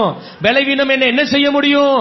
இந்த பிசாசின் போராட்டங்கள் என்ன செய்ய முடியும்? ஹல்லேலூயா. நீ என்ன இப்படி குகைக்குள்ள வந்து இருக்கிற? உன்னை குறித்ததா நான் பெரிய திட்டம் வைத்திருக்கிறேன். பெரிய திட்டம் எனக்கு இருக்கு. நீ சாதாரணமானவன் இல்லை, நீ சாதாரணமான ஆள் இல்லை. உன்னை குறித்து நான் பெரிய பெரிய திட்டங்களை வகுத்து வைத்திருக்கிறேன். நீங்க பிறக்கும் பொழுது உலக தோற்றத்திற்கு முன்பதாகவே உங்களை தெரிந்து கொண்டிருக்கிறார். உன் தாயின் கருவில் நீ உருவாகும் முன்னே நீ உங்களை தெரிந்து கொண்டிருக்கிறார். ஹல்லேலூயா. அநேகருக்கு ஆசீர்வாதமாய் இருக்க வேண்டிய நீ ஏன் இப்படி முடங்கி கிடக்கிறாய்? ஏன் இந்த கெபிக்குள்ள கிடக்கிறாய்? ஏன் இந்த கோயிலுக்குள்ள கிடக்கிறாய்? கொஞ்சம் வெளியில வா. நான் உன்கிட்ட பேச வேண்டியிருக்கிறது. வெளியில வந்தா பேசினார், வெளியில வந்தா பேசுவார். ஆமென் சொல்லுங்க. வெளியில வந்தா பேசுவார். வெளியில வந்தாரு, பேசினாரு. 15ஆம் வசனத்துல பாருங்க. 1 ராஜாக்கள் 19ஆம் அதிகாரம் 15ஆம் வசனம். அவனை பார்த்து, நீ தமஸ்குவின் வழியாய் திரும்பி போய் அசகேலை ராஜாவாக அபிஷேகம் பண்ண வேண்டியவன் கெபிக்குல ஒளிஞ்சு கிடக்கிறியப்பா. அநேகரை அபிஷேகப்படுத்த வேண்டிய நீ, அநேகரை ரட்சிப்புக்குள் நடத்த வேண்டிய நீ, அநேகர் ராஜ்யங்களை கட்ட வேண்டிய நீ, ராஜாக்களை அபிஷேகம் பண்ண வேண்டிய நீ, இப்படி கெபிக்குல ஒளிஞ்சு கிடக்கிறியே. எவ்வளவு வருத்தமான சம்பவத்தை ஆண்டவர் சொல்லுகிறார். நீங்க தான் ராஜாக்களை அபிஷேகம் பண்ண முடியும். ஆண்டவரால் அபிஷேகம் பண்ணப்பட்ட தேவ பிள்ளைகளே, உங்களுக்கு பொறுப்பு நிறைய இருக்கு. கெபிக்குல இருக்கிற நாட்கள் இது கிடையாது. ஒளிஞ்சு கிடக்கிற நாட்கள் இது கிடையாது. ஒதுங்கி இருக்கிற நாட்கள் இது கிடையாது. ஆண்டவருக்காக நான் எதையாவது செய்ய வேண்டும். ஆண்டவரின் கையில் கொடுக்கப்பட்டிருக்கிற பொறுப்புகளை நான் நிறைவேற்ற வேண்டும். ஆண்டவர் எனக்கு இந்த ஜீவ நாட்கள்ல எனக்கு தந்திருக்கிற ஊழியத்தை நான் நிறைவேற்ற வேண்டும். என் குடும்பத்தை நான் காப்பாற்ற வேண்டும். என்ன எலியா, உனக்கு என்ன வேலை? இந்த கெபிக்குள் வாழுது. இந்த கெபிக்குள் உனக்கு என்ன வேலை? நான் உன்னை அழைத்ததின் நோக்கத்தை மறந்துட்டாயா? நீ இப்பவே கிளம்பி போனும். நான் என்ன ஆண்டவரை செய்யணும்? நீ ஒளிந்து கிடப்பதை நான் விரும்பவில்லை. நீ இருளில் இருப்பதை நான் விரும்பவில்லை. நீ கெபிக்குள் கிடப்பதை நான் விரும்பவில்லை. நீ தைரியமாக வெளியில வர வேண்டும். நீ தைரியமா வெளியில வா. ஒரு முறை உங்களை அழைத்தார், ரட்சிக்கப்பட்ட புதுசுல. வெளியில வான்னு கூப்பிட்டார், வந்துட்டீங்க. சிலர் ஏதோ ஒரு சின்ன சின்ன கெபியில கிடக்குறீங்க. கொஞ்சம் வெளியில வாங்க, கர்த்தர் உங்களை பயன்படுத்த போகிறார். அந்த சின்ன சின்ன கெபிக்குள்ள, அந்த இருளுக்குள்ள யாரோ சின்ன சின்ன அகப்பட்டு கிடக்குறீங்க. கொஞ்சம் வெளியில வாங்க, ஆண்டவர் உங்களை வல்லமையாய் பயன்படுத்த போகிறார். எலியாவே, உனக்கு பெரிய வேலை இருக்கிறது. வெளியில வந்த பொழுதுதான் ஆண்டவர் பேச ஆரம்பிக்கிறாரு. நான் உன் மேல எவ்வளவு பெரிய பொறுப்பு வச்சிருக்கிறேன் தெரியுமா? ஆசகலே, சீரியாவின் மேல் ராஜாவாக அபிஷேகம் பண்ண வேண்டிய பொறுப்பு உன் கையில் இருக்கிறது. வாசிங்க அப்படியே. யெகூவை இஸ்ரவேல் மேல் அபிஷேகம் பண்ண வேண்டிய பொறுப்பு உனக்கு இருக்கிறது. உனக்கு ஒரு பொறுப்பா, 2 பொறுப்பா? உன்னை நான் எவ்வளவு நம்புன்னு தெரியுமா? எவ்வளவு நம்பி உன்னை நான் அழைச்சிருக்கேன் தெரியுமா? உனக்கு நான் வச்சிருக்கிற ஊழியம் என்ன தெரியுமா? உனக்கு நான் வைத்திருக்க திட்டம் என்ன தெரியுமா? நீ இப்படி முடங்கி போனியம்மா. நீ முடங்குவதற்கு அழைக்கப்பட்டாய். சின்ன வியாதியை நம்மளை முடக்கி விடுகிறது, சின்ன சண்டை நம்மளை முடக்கி விடுகிறது, சின்ன குடும்பத்தில் இருக்க வருத்தம் முடக்கி விடுகிறது, சின்ன கடன் வாரம் முடக்கி விடுகிறது. இந்த காலவெல்ல ஆண்டவர் நம்மளோடு தெளிவாய் பேசுகிறார். இந்த கெபியின் அனுபவத்தை விட்டு நீ கொஞ்சம் வெளியில வந்தனா, இந்த இருளின் அனுபவத்தை விட்டு கொஞ்சம் வெளியில வந்தனா, நான் உன்னை பயன்படுத்த போறேன். ராஜாக்களை அபிஷேகம் பண்ண வேண்டிய அபிஷேகத்தை உன் கையில தர போறேன். எத்தனை பேர் இந்த கால வேளையிலே ஆண்டவர் என்னை பயன்படுத்தணும் விரும்புறீங்க? ராஜாக்களை அபிஷேகம் பண்ணுகிற கைகளாய் என் கைகள் மாறட்டும் சொல்றது மட்டும் அப்படியே உங்க வலது கரத்தை உயர்த்தி ஒரு நிமிடம், ஆண்டவரே என் கைகளை நீர் ஆண்டவரே ராஜாக்களை அபிஷேகம் பண்ணுகிற கைகளாய் நீர் மாற்றுவதற்காக நன்றி. இருளில் கிடந்தேன், கெபியில் கிடந்தேன், குகைக்குள் கிடந்தேன், பிராணனுக்காக பயந்து கிடந்தேன். ஆண்டவர் கால வேளை என்னோடு பேசுகிறீர். நீ கொஞ்சம் வெளியில வருவன்னு சொன்னா நான் உன்னை ராஜாக்களை அபிஷேகம் பண்ணுவதற்காக உன் கைகளை பலப்படுத்த போகிறேன். ராஜாக்களை அபிஷேகம் பண்ணுகிற கைகளாய் உன் கைகளை நான் மாற்றத்தான் போகிறேன். நீ இப்பொழுது இங்க இருப்பது நல்லதல்ல.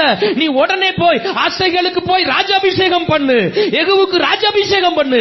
ஒளிந்திருக்கிற நாட்களாயுது, அமைதியா இருக்கிற நாட்களாயுது, பதுங்கி கிடக்கிற நாட்களாயுது. கொஞ்சம் வெளியில வந்தனா உன்னை கொண்டு மகிமையான காரியத்தை தேசத்தில் நான் செய்ய போகிறேன். ராஜாக்களை அபிஷேகம் பண்ணும்படி அழைக்கப்பட்ட நீ கெபிக்குள்ள ஒளிஞ்சு கிடக்கிறது நல்லா இருக்கா? ஊழியத்துல பயன்பட வேண்டிய நீ இப்படி போய் இருளுக்குள்ள கிடக்கிறியே, இது நல்லா இருக்கா? ஆண்டவருக்காக பக்தி வைராக்கியம் பாராட்ட வேண்டிய நீ இப்படி ஒளிஞ்சு ஒதுங்கி போறாயே, இது நல்லா இருக்கா? இந்த கால வேளையில ஒவ்வொருவரோடும் ஆண்டவர் பேசட்டும், ஒவ்வொரு உள்ளத்திலும் ஆண்டவர் பேசட்டும். நான் அபிஷேகம் பண்ணப்படும்படியாய் பிறந்தவன், மற்றவர்களை தேவனுக்கு நேராய் நடத்தும்படி பிறந்தவன். என் அபிஷேகமே மற்றவர்களை அபிஷேகம் பண்ணுவதுதான். எங்களுக்கு மேல கிடைச்ச அபிஷேகமே எங்க பிள்ளைகளை ஊழியத்திற்கு அனுப்புவதுதான். எங்க மேல கிடைச்ச அபிஷேகமே எங்க சபையில சிலரை ஊழியராய் மாற்றுவதுதான்.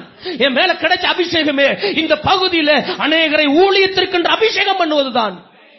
அந்த அபிஷேகத்தை வாங்கிட்டாயா இப்படி கெபிக்குள்ள கிடக்கிற, இப்படி அமைதியா கிடக்கிற, இப்படி தனிமையில கிடக்கிற? கொஞ்சம் வெளியில வாங்கம்மா, கொஞ்சம் வெளியில வாங்க. சூழ்நிலைய பார்க்காதங்க. சூழ்நிலைய பார்த்து ஒதுங்கி போனது போதும். வயசு ஒரு சூழ்நிலை, பலவீனம் ஒரு சூழ்நிலை, பண பற்றாக்குறை ஒரு சூழ்நிலை, படிப்பு இல்லாத ஒரு சூழ்நிலை, எத்தனையோ சூழ்நிலைகளை சொல்லி ஆண்டவரை விட்டு தூரமாய் நிற்கிறேன். ஆண்டவர் இந்த காலவேளை மறுபடியும் உங்களை அழைக்கிறார். நீ தூரமா போகாத. உன்னை கொண்டு எனக்கு கொஞ்சம் வேலை ஆக வேண்டி இருக்குது. உன் மேல சில பொறுப்புகளை நான் வச்சுதான் அனுப்பி இருக்கிறேன். உன் மேல சில அபிஷேகத்தை தந்திருக்கிறேன். நீ ஒளிஞ்சிருக்க வேண்டிய நபர் இல்ல. ராஜாக்களை அபிஷேகம் பண்ணும்படி உன் கைகளை நான் பலப்படுத்த போகிறேன். ராஜ அபிஷேகத்தை வாங்கிட்டு இப்படி ஒளிந்திருக்கிற நிலைமை வேண்டாம் ஆண்டவரே. இனிமேலும் நான் ஒளிஞ்சிருக்க தயார் இல்ல. ஆண்டவர் மெல்லிய சத்தத்துல பேசுறாரு, எலியாவே நீ போ, ஆசைகளை போய் ராஜாவா மாத்து. அந்த அபிஷேகம் உன் கையில தான் இருக்கு. யெகூவை போய் ராஜாவா மாத்து. இஸ்ரவேல் மேல அந்த அபிஷேகம் உன் கையில தான் இருக்கு.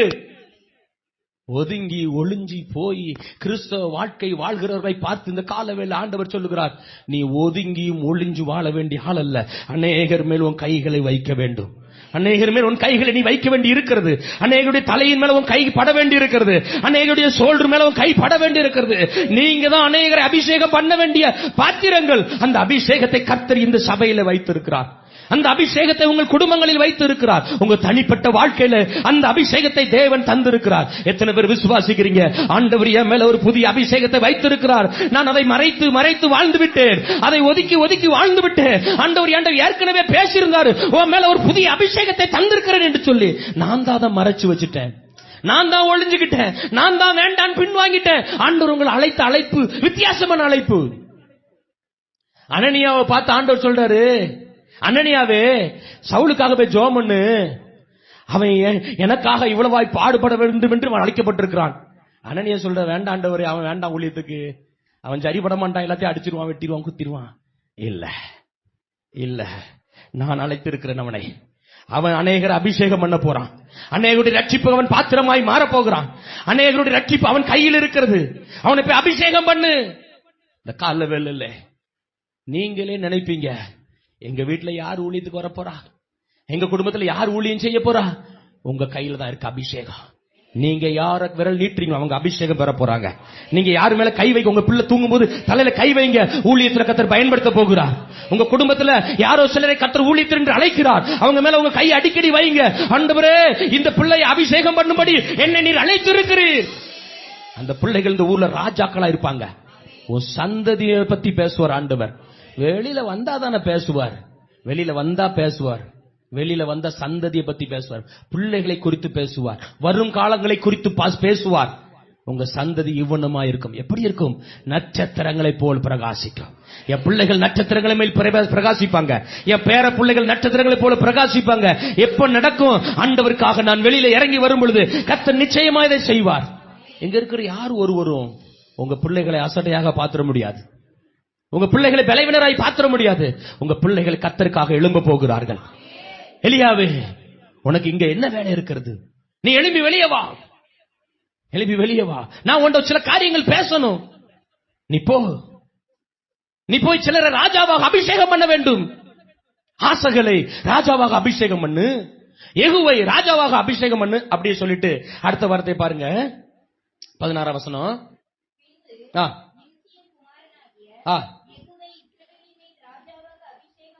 அபிஷேகம் பண்ணி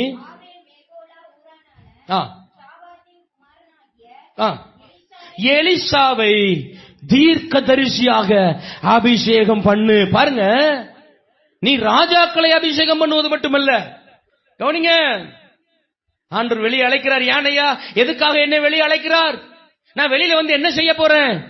தீர்க்கதரிசிகளை அபிஷேகம் பண்ணுகிற உன் கைகள் தேவை. உன் மேல இருக்கிற அபிஷேகம் என்ன தெரியுமா? சிலரை தீர்க்கதரிசியாக நீ அபிஷேகம் பண்ண போகிறாய்.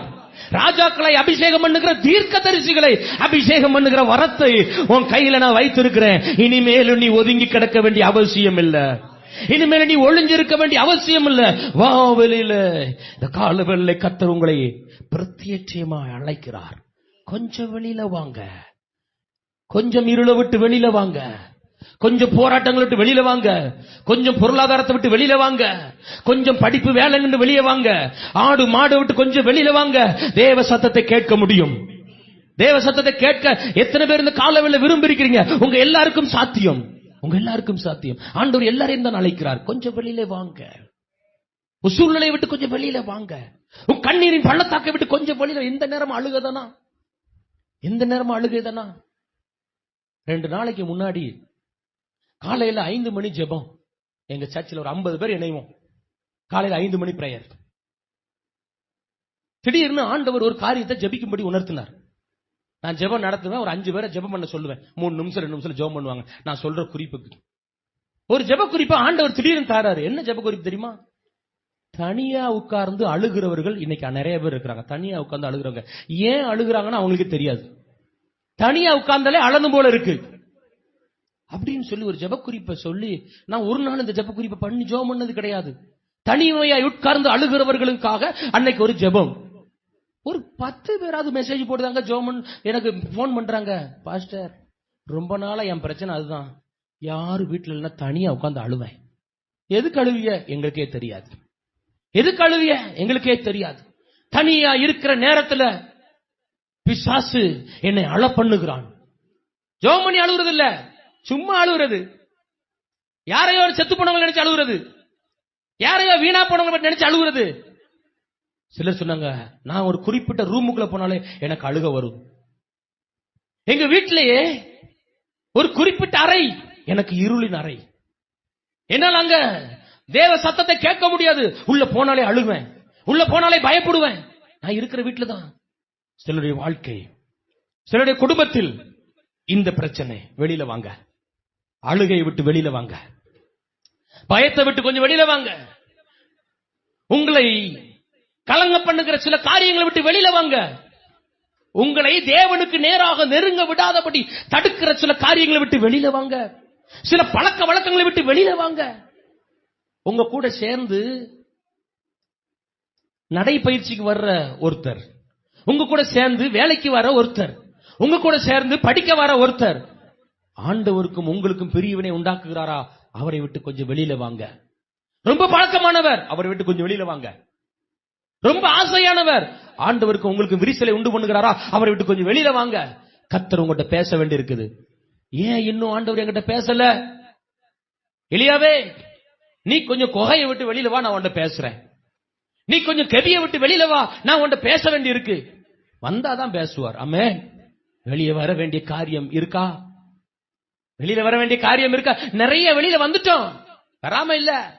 நிறைய விஷயத்தை விட்டு வெளியில வந்துட்டோம். ஆனா இன்னும் சில காரியங்கள், இன்னும் சில சம்பவங்கள், இன்னும் சில சூழ்நிலைகள், இன்னும் 1-2 விஷயங்கள் என்ன வெளியில வர விட மாட்டேன். ஆண்டவரே, நீங்க மனசுக்குள்ளே ஜெபம் பண்ணுங்க. ஆண்டவரே, இந்த காரியத்தை விட்டு என்னால வெளியில வர முடியலையே, இந்த விஷயத்தை விட்டு என்னால வெளியில வர முடியலையே, இந்த காரியத்தை விட்டு என்னால வெளியில வர முடியலையே. ஏன் ஆண்டவர் என்கிட்ட பேசல? ஏன் எதிர்காலத்தை திட்டத்தை இன்னும் ஏன் சொல்லல? ஏன் என் சந்ததியை பத்தி இன்னும் பேசல? ஏன் என் குடும்பத்தை பத்தி இன்னும் பேசல? ஏன் இன்னும் என் வாழ்க்கையை பத்தி பேசல? ஏன் இன்னும் இந்த ஊழியத்தை பத்தி பேசல? ஆபிரகாமை பார்த்து சொன்னார், வெளியில வா, உன் சந்ததியை பத்தி பேசுவேன். எலியாவை பார்த்து சொல்றார், வெளியில வா, வெளியில வா, அபிஷேகம் பண்ணப்பட வேண்டிய சில விஷயங்களை நான் உன்கிட்ட பேச வேண்டும். ஹல்லேலூயா. எத்தனை பேர் இந்த காலவேளை உணர்த்தப்படுகிறீர்கள், நான் கொஞ்சம் வெளியில வரணும். என் கைகள் சிலருக்கு ஆசீர்வாதமாய் மாற வேண்டும். என் கைகள் சிலருக்கு ஆசீர்வாதமாய் மாற வேண்டும். என் ஜெபம் சிலருக்கு தேவையாக இருக்கிறது. என் கைகள் சிலர் பேர் பட வேண்டிய இருக்கிறது. உங்கள் கைகளை வையுங்கள். ஆண்டவர் இந்த காலவேளையிலே நம்மளோடு பேசுவார். யோவான் எழுதின சுவிசேஷ புஸ்தகம் 11ஆம் அதிகாரம் 43ஆம் வசனம். யோவான் 11:43. இவைகளை சொன்ன பின்பு லாசருவே, வெளியே வா என்று உரத்த சத்தமாய் இயேசு கூப்பிட்டார். ஆபிரகாமை பார்த்து வெளியிலே வா, எலியாவை பார்த்து வெளியிலே வா. கடைசியா ஒரு சம்பவம் சொல்ல போறேன். லாசருவை பார்த்து இயேசு சொல்லுகிறார், லாசருவே வெளியே வா. நமக்கு எல்லாம் தெரிந்த சம்பவம், எல்லாருக்கும் தெரியும். லாசரு இப்போது யாரு? மரிச்சு 4 நாளான ஒரு, அவங்க அக்கா சொல்றா, மார்த்தாள், ஆண்டவரே நாருமே என்ன செய்யுமே? அப்ப என்ன அர்த்தம்? நாற்றம் பிடிச்சு உள்ள கிடக்கு. 4 நாள் ஆயிட்டு லாசரு மரிச்சு. இப்ப ஆண்டவர் இயேசு வருகிறார். இப்போ கல்லறைக்கு முன்பதாக நின்று கொண்டு, லாசருவே வெளியிலே வா. வாசிங்க அடுத்த வசனம். மரித்தவன் வெளியிலே வந்தான், அவன் கால்களும் கைகளும் பிரேத சிலையினால் கட்டப்பட்டிருந்தது, அவன் முகமும் சிலையினால் கட்டப்பட்டிருந்தது. ஒரு முக்கியமான சத்தியத்தை உங்கள் நடுவிலே சொல்லி ஜெபிக்கவே போகிறோம். ஐயா, மரித்தவரை உயிரோடு எழுப்புவது இயேசுவுக்கு பெரிய வேலையா? ஒண்ணும் கிடையாது. காய்ச்சல் சோமாக்குறது எப்படியோ அப்படிதான் மரித்தவனை உயிரோடு எழுப்புவதும் அவர் சொல்ல ஆகும். சொல்லுங்க, அவர் கட்டளையிட நிற்கும். 100க்கு அதிபதி இயேசுவை பார்த்து, ஆண்டவரே ஒரு வார்த்தை சொல்லும், மரண அவஸ்தையில் இருக்கிற என் வேலைக்காரன் சொஸ்தமாவான். ஒரு வார்த்தையில் வல்லமை இருக்கிறது. அவருடைய ஒரு வார்த்தை போதும் நம்மளை சௌக்கியப்படுத்துவதற்கு. ஆமென் சொல்லுங்க. இந்த காலவெல்ல ஒரு காரியத்தை சொல்றாங்க, ஒரு வார்த்தை போதும். அவருடைய ஒரு வார்த்தை உங்க வாழ்க்கையை தலைகீழ புரட்டி போடுவார். அவர் ஊழியத்தை தலைகீழ புரட்டி போடுவார். அவர் அபிஷேகத்தை தலைகீழ புரட்டி போடுவார். ஒரே ஒரு வார்த்தையில, அவருடைய வார்த்தையில் வல்லமை இருக்கிறது. ஆமென். அவர் யார்ட்டையும் பேசுவார். நான் கடந்த சில தினங்களுக்கு முன்பு ஒரு இடத்துல பிரசங்கம் முன்பு சொன்னேன், அவர் யார்ட்டையும் பேசுவார், இயற்கைட்டையும் பேசுவார். வியோட்ட தாசில்தார்ட்ட பேசத நம்மகிட்ட ஆள் இருக்கு. அவர் காட்டுட்டே பேசுவார். காட்டுட்டு பேசுவங்க ஊர்ல ஆள் இருக்கு. அவர் கடல்ட்டே பேசுவார். அவர் அலைட்டே பேசுவார். அமைதியா இருந்து சட்டம் போடுவார். அமைதியா இருந்து சத்தம் போடுவார். அப்படிப்பட்ட தெய்வத்தை யாங்கும் நம்ம எல்லாம் வந்து ஆராதிக்க வந்திருக்கிறோம். ஹல்லேலூயா. எத்தனை பேர் அப்படி பெருமையை சொல்ல முடியும்? எங்கள் ஆண்டவர் ராஜாதி ராஜால. ஹல்லேலூயா. அண்ட சராசரங்களை படைத்தவர் இல்ல, அவருடைய புகழை சொல்லிட்டே இருக்கலாம். ஆமே. வெளியே வா லாசருவே, வெளியில வான்னு வரலையா? அழகா போட்டிருக்குது வெளியில. அப்படிதான் வாசிங்க அந்த வசந்த மறுபடியும். மரித்தவன் வெளியே வந்தான். அவ்வளவுதான். வெளியே வந்தானா? வாசிங்க. அவன் கால்களும் கைகளும் பிரேத சிலையினால் கட்டப்பட்டிருந்தது, அவன் முகமும். இப்போ வெளியிலே வந்தாச்சு. ஒரு 3 காரியங்களை அங்க நான் பார்க்க முடிகிறது. வெளியிலே வான்னாரு, வெளியில வந்துட்டோம். ஆமே. நம்மளும் ஒரு நாள் மரிச்சு போய் நாட்டம் பிடிச்சி ஊர்ல நம்ம பேரை சொன்னா யாருக்காவது பிடிக்குமா? நம்ம வியாதியை சொன்னா யாருக்காவது பிடிக்குமா? நம்ம குணத்தை சொன்னாதான் யாருக்காவது பிடிக்குமா? நம்ம பேக்ரவுண்ட் யாருக்காவது பிடிக்குமா? நாத்தம் பிடிச்ச வாழ்க்கையில இருந்ததான் நம்மளை கொண்டு வந்திருக்காரு இந்த ஊருக்கு. ஹல்லேலூயா. எங்க இந்த மைக்க பிடிச்சி பிரசங்கம் பண்ணுது, எங்க வாழ்க்கை முறையை சொன்னாதான் யாருக்காவது பிடிக்குமா? எங்க வாழ்க்கையை சொன்னா, எங்க குடும்பத்தை சொன்னா, எங்க முன்னோர்களை சொன்னாலாம் நீங்க இப்ப அதிர்ந்துருவீங்க. நம்மளுடைய வாழ்க்கை முறை என்னவாதான் இருந்துச்சு? நாத்தம் பிடிச்ச வாழ்க்கை. ஆனா என்ன அதிர்ஷ்டவசமா நம்மளை பார்த்து ஆண்டவர் சொல்லிட்டாரு வெளியில வான்னு. வந்துட்டோம். ஆனா எனக்கு என்ன சந்தேகம்னா, வந்துட்டோம், ஆனா கைகள் கட்டப்பட்டு இருக்கிறது, கால்கள் கட்டப்பட்டிருக்கிறது, முகம் சீலையால் சூழப்பட்டு இருக்கிறது. ஒரு முக்கியமான ஆவிக்குரிய சத்தியத்தை உங்கள் நடுவில் நான் பேச விரும்புகிறேன். கவனிக்கிறீங்க? வெளியில வந்தது உண்மைதான். எங்க இருந்து வெளியில வந்துட்டோம்? கல்லறைக்குள்ள இருந்து, நாற்றம் பிடிச்ச வாழ்க்கையில் இருந்து, உலகம் சிரிச்ச வாழ்க்கையில் இருந்து, உலகத்தால் ஒதுக்கப்பட்ட வாழ்க்கையில் இருந்து, பாளையத்துக்கு புறம்பாய் இருந்து எல்லாம் வந்துட்டோம். வெளியில வான்னு சொன்ன உடனே ஒன்னா கீழ்ப்படிஞ்சு வந்து அபிஷேகம் பெற்று ரட்சிக்கப்பட்டு ஞானஸ்நானம் எடுத்து எல்லாம் வந்தாச்சு. ஆனாலும் கால்கள் கட்டப்பட்டு இருக்கிறது, ஆனாலும் சிலருடைய கைகள் கட்டப்பட்டு இருக்கிறது, ஆனாலும் சிலருடைய முகங்கள் கட்டப்பட்டிருக்கிறது. இந்த காலவெளியில் நான் அதிகமாய் உணர்த்தப்படுகிற ஒரு காரியம், ஆண்டவரே வெளியில வந்தது என்ன உண்மைதான். உம்முடைய சத்தத்திற்கு மரணம் கீழ்ப்படுகிறது, உம்முடைய சத்தத்திற்கு ஆவிகள் கீழ்ப்படுகிறது, உம்முடைய சத்தத்திற்கு எலும்புகள் கீழ்ப்படுகிறது, உம்முடைய சத்தத்துக்கு நரம்புகள் கீழ்ப்படுகிறது, உம்முடைய சத்தத்துக்கு இரத்த நாணங்கள் கீழ்ப்படுகிறது, உம்முடைய சத்தத்திற்கு கால்கள் கைகள் என்னுடைய சரீர அமைப்புகள் கீழ்ப்படுகிறது. அதனாலதான் நீ வெளியிலே வான்னு சொன்ன உடனே நான் வெளியிலே வந்தேன். வெளியில வந்தது உண்மைதான். ஊரை விட்டு வெளியில வந்துட்டேன், உலகத்தை விட்டு வெளியில வந்துட்டேன், பாவத்தை விட்டு வெளியில வந்துட்டேன், சாபத்தை விட்டு வெளியில வந்துட்டேன். ஆனாலும் பல நேரங்களில் என் கால்கள் கட்டப்பட்டு இருக்கிறது, ஆனாலும் பல நேரங்களில் என் கைகள் கட்டப்பட்டு இருக்கிறது, ஆனாலும் என் முகம் சீலையால் சுட்டப்பட்டு இருக்கிறது. ஏன் ஆண்டவரே ஆவிக்குரிய வாழ்க்கையிலே இவ்வளவு வளர்ந்தும் இவ்வளவு என்னை அர்ப்பணித்தும் என்னால் செயல்பட முடியவில்லை? ஏன் என் கைகளால் செயல்பட முடியவில்லை? கைகள் கட்டப்பட்ட நிலைமையில் இருக்கிறேனே. ஆண்டவருக்காக ஓட முடியாதபடி கால்கள் கட்டப்பட்டு இருக்கிறது, கால்கள் கட்டப்பட்டு இருக்கிறது. இந்த செய்தியை கொடுக்கும் பொழுது ஊழியத்தில் ஒரு சம்பவம் ஞாபகத்துக்கு வரதுனால சொல்லிட்டு அப்படியே இந்த செய்திக்கு நேரம் வர்றேன். எங்க ஊர்ல இருந்து ஒரு 40 கிலோமீட்டருக்கு அந்த பக்கம் பட்டாடை கட்டின்னு ஒரு ஊர், யாராவது கேள்விப்பட்டீங்களான்னு தெரியாது. அந்த ஊர்ல ஒரு திருச்சபையில பிரசங்கம் பண்ண கூப்பிட்டு இருந்தாங்க. இரவு ஜெபம். ஐயா எனக்கு 1.5 மணி நேரம் கொடுத்திருக்காங்க பிரசங்கத்துக்கு, அங்க 2 மணி நேரம். ஐயா ஜெபமும் செய்தியும். எங்க சர்ச்சில் நான் 3/4 மணி நேரம் பிரசங்கம் பண்றது வழக்கம். ஏதாவது இரவு கூட்டங்கள் உபவாச கூட்டத்தில் தான் 1 மணி நேரம் பிரசங்கம் எல்லாம். அதற்கு மேலெல்லாம் வந்து இப்படி வாய்ப்பு கிடைக்க இடத்துல பிரசங்கம் பண்றது. அந்த ஊர்ல மைக்க பிடிச்சி பிரசங்கம் பண்ண. என்ன பிரசங்கம் தெரியுமா? அவர் என் கால்களை மான் கால்களை போலாக்கி என்னை உயரமான ஸ்தலங்களில் கொண்டு போய் விடுகிறார். நான் கால்களை விட்டுட்டேன், உயரமான ஸ்தலம்னு பிரசங்கம் பண்றேன். அந்த பிரசங்கத்தின் நடுவுல தானே சொன்னேன், அவர் உங்கள் கால்களை மான் கால்களை போலாக்குவார் அப்படின்ட்டு. அதை பத்தி பிரசங்கம் பண்ணல. அந்த கூட்டம் 1 மணி நேரம் 1.25 மணி நேரம் பிரசங்கம் முடிஞ்சு நான் அப்படியே நிக்கிறேன். எனக்கு ஒரு டீ எல்லாம் கொடுத்துட்டு அந்த மக்கள் எல்லாம் பேசி இருக்கும்போது ஒரு 50 வயது மதிக்கத்தக்க ஒரு அம்மா அவங்க நின்னுட்டே இருக்கிறாங்க. அங்க உள்ள அந்த சபை மூப்பர் என்னமான்னு கேட்டோன்னு அந்த பாஸ்டரை ஒரு நிமிஷம் பார்க்கணும்னு கேட்டாங்க. அப்போ என்கிட்ட கூப்பிட்டு வந்தாங்க. ஐயா, உங்க வார்த்தையில எனக்கு ஒரு அற்புதம் நடந்துச்சு. நான் கேட்டேன், உங்களுக்கு என்ன அற்புதம் நடந்துச்சு? நான் உயரங்களில் கொண்டு போய் வைப்பார்னு பிரசங்கம் பண்ணேன், உங்களை உயரங்களை வைப்பேன்னு சொன்னாரா அப்படின்னு கேட்டேன். இல்லையா, முட்டு வலியோடு வந்தேன். முட்டு தேய்மானம் டாக்டர் சொல்லியிருக்காங்க, காலை நிமிக்க முடியாது மடக்க முடியாதுன்னு சொல்லி ஒரு 10 ஆட்டி இப்படி காலை நிமித்து காட்டி சொல்லுது, என் முட்டு வலி எங்க போச்சுன்னு தெரியல. நான் சொன்னேன், முட்டு வலிக்கு பிரசங்கமே பண்ணலையே. இல்ல நீங்க சொன்னீங்களா உன் கால்களை மான்களின் ஒரு தடவை நம்ம சொன்னேன். ஆமா ஐயா, சொல்லும் போதே விடுதலை கிடைச்சிருச்சு. நீங்க நல்லா கவனிங்க, எந்த வார்த்தை உங்களுக்கானதுன்னு உங்களுக்கே தெரியாது. அந்த வார்த்தையை பிடித்துக் கொள்ளுங்கள். அந்த வார்த்தை ஒருவேளை நாங்க நினைச்சு பிரசங்கம் பண்ணுவதில்லை.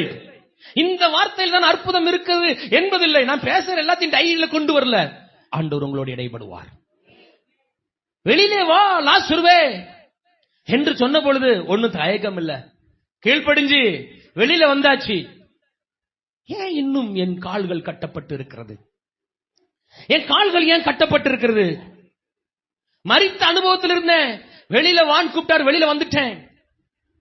நாற்றம் முடிச்ச அனுபவத்தில் இருந்தேன், வெளியில வான்னு கூப்பிட்டாரு, ஒரு சத்தம், வெளியில வந்துட்டேன். எப்படியோ ஒரு லக்கு, அவனுடைய சத்தத்தை கேட்பதற்கு எனக்கு கிருபை கிடைத்தது. அவர் என்னைய கொண்டு வந்தது நோக்கமே என்ன? ஆண்டவர் நம்மளை வெளியிலே கொண்டு வந்தது நோக்கம் என்ன தெரியுமா? கால்களின் கட்டுகளை அவிழ்ப்பதற்காகத்தான். ஆண்டவர் உங்களை வெளியிலே கொண்டு வந்தது நோக்கம் என்ன தெரியுமா? கைகளின் கட்டுகளை அவிழ்ப்பதற்காகத்தான்.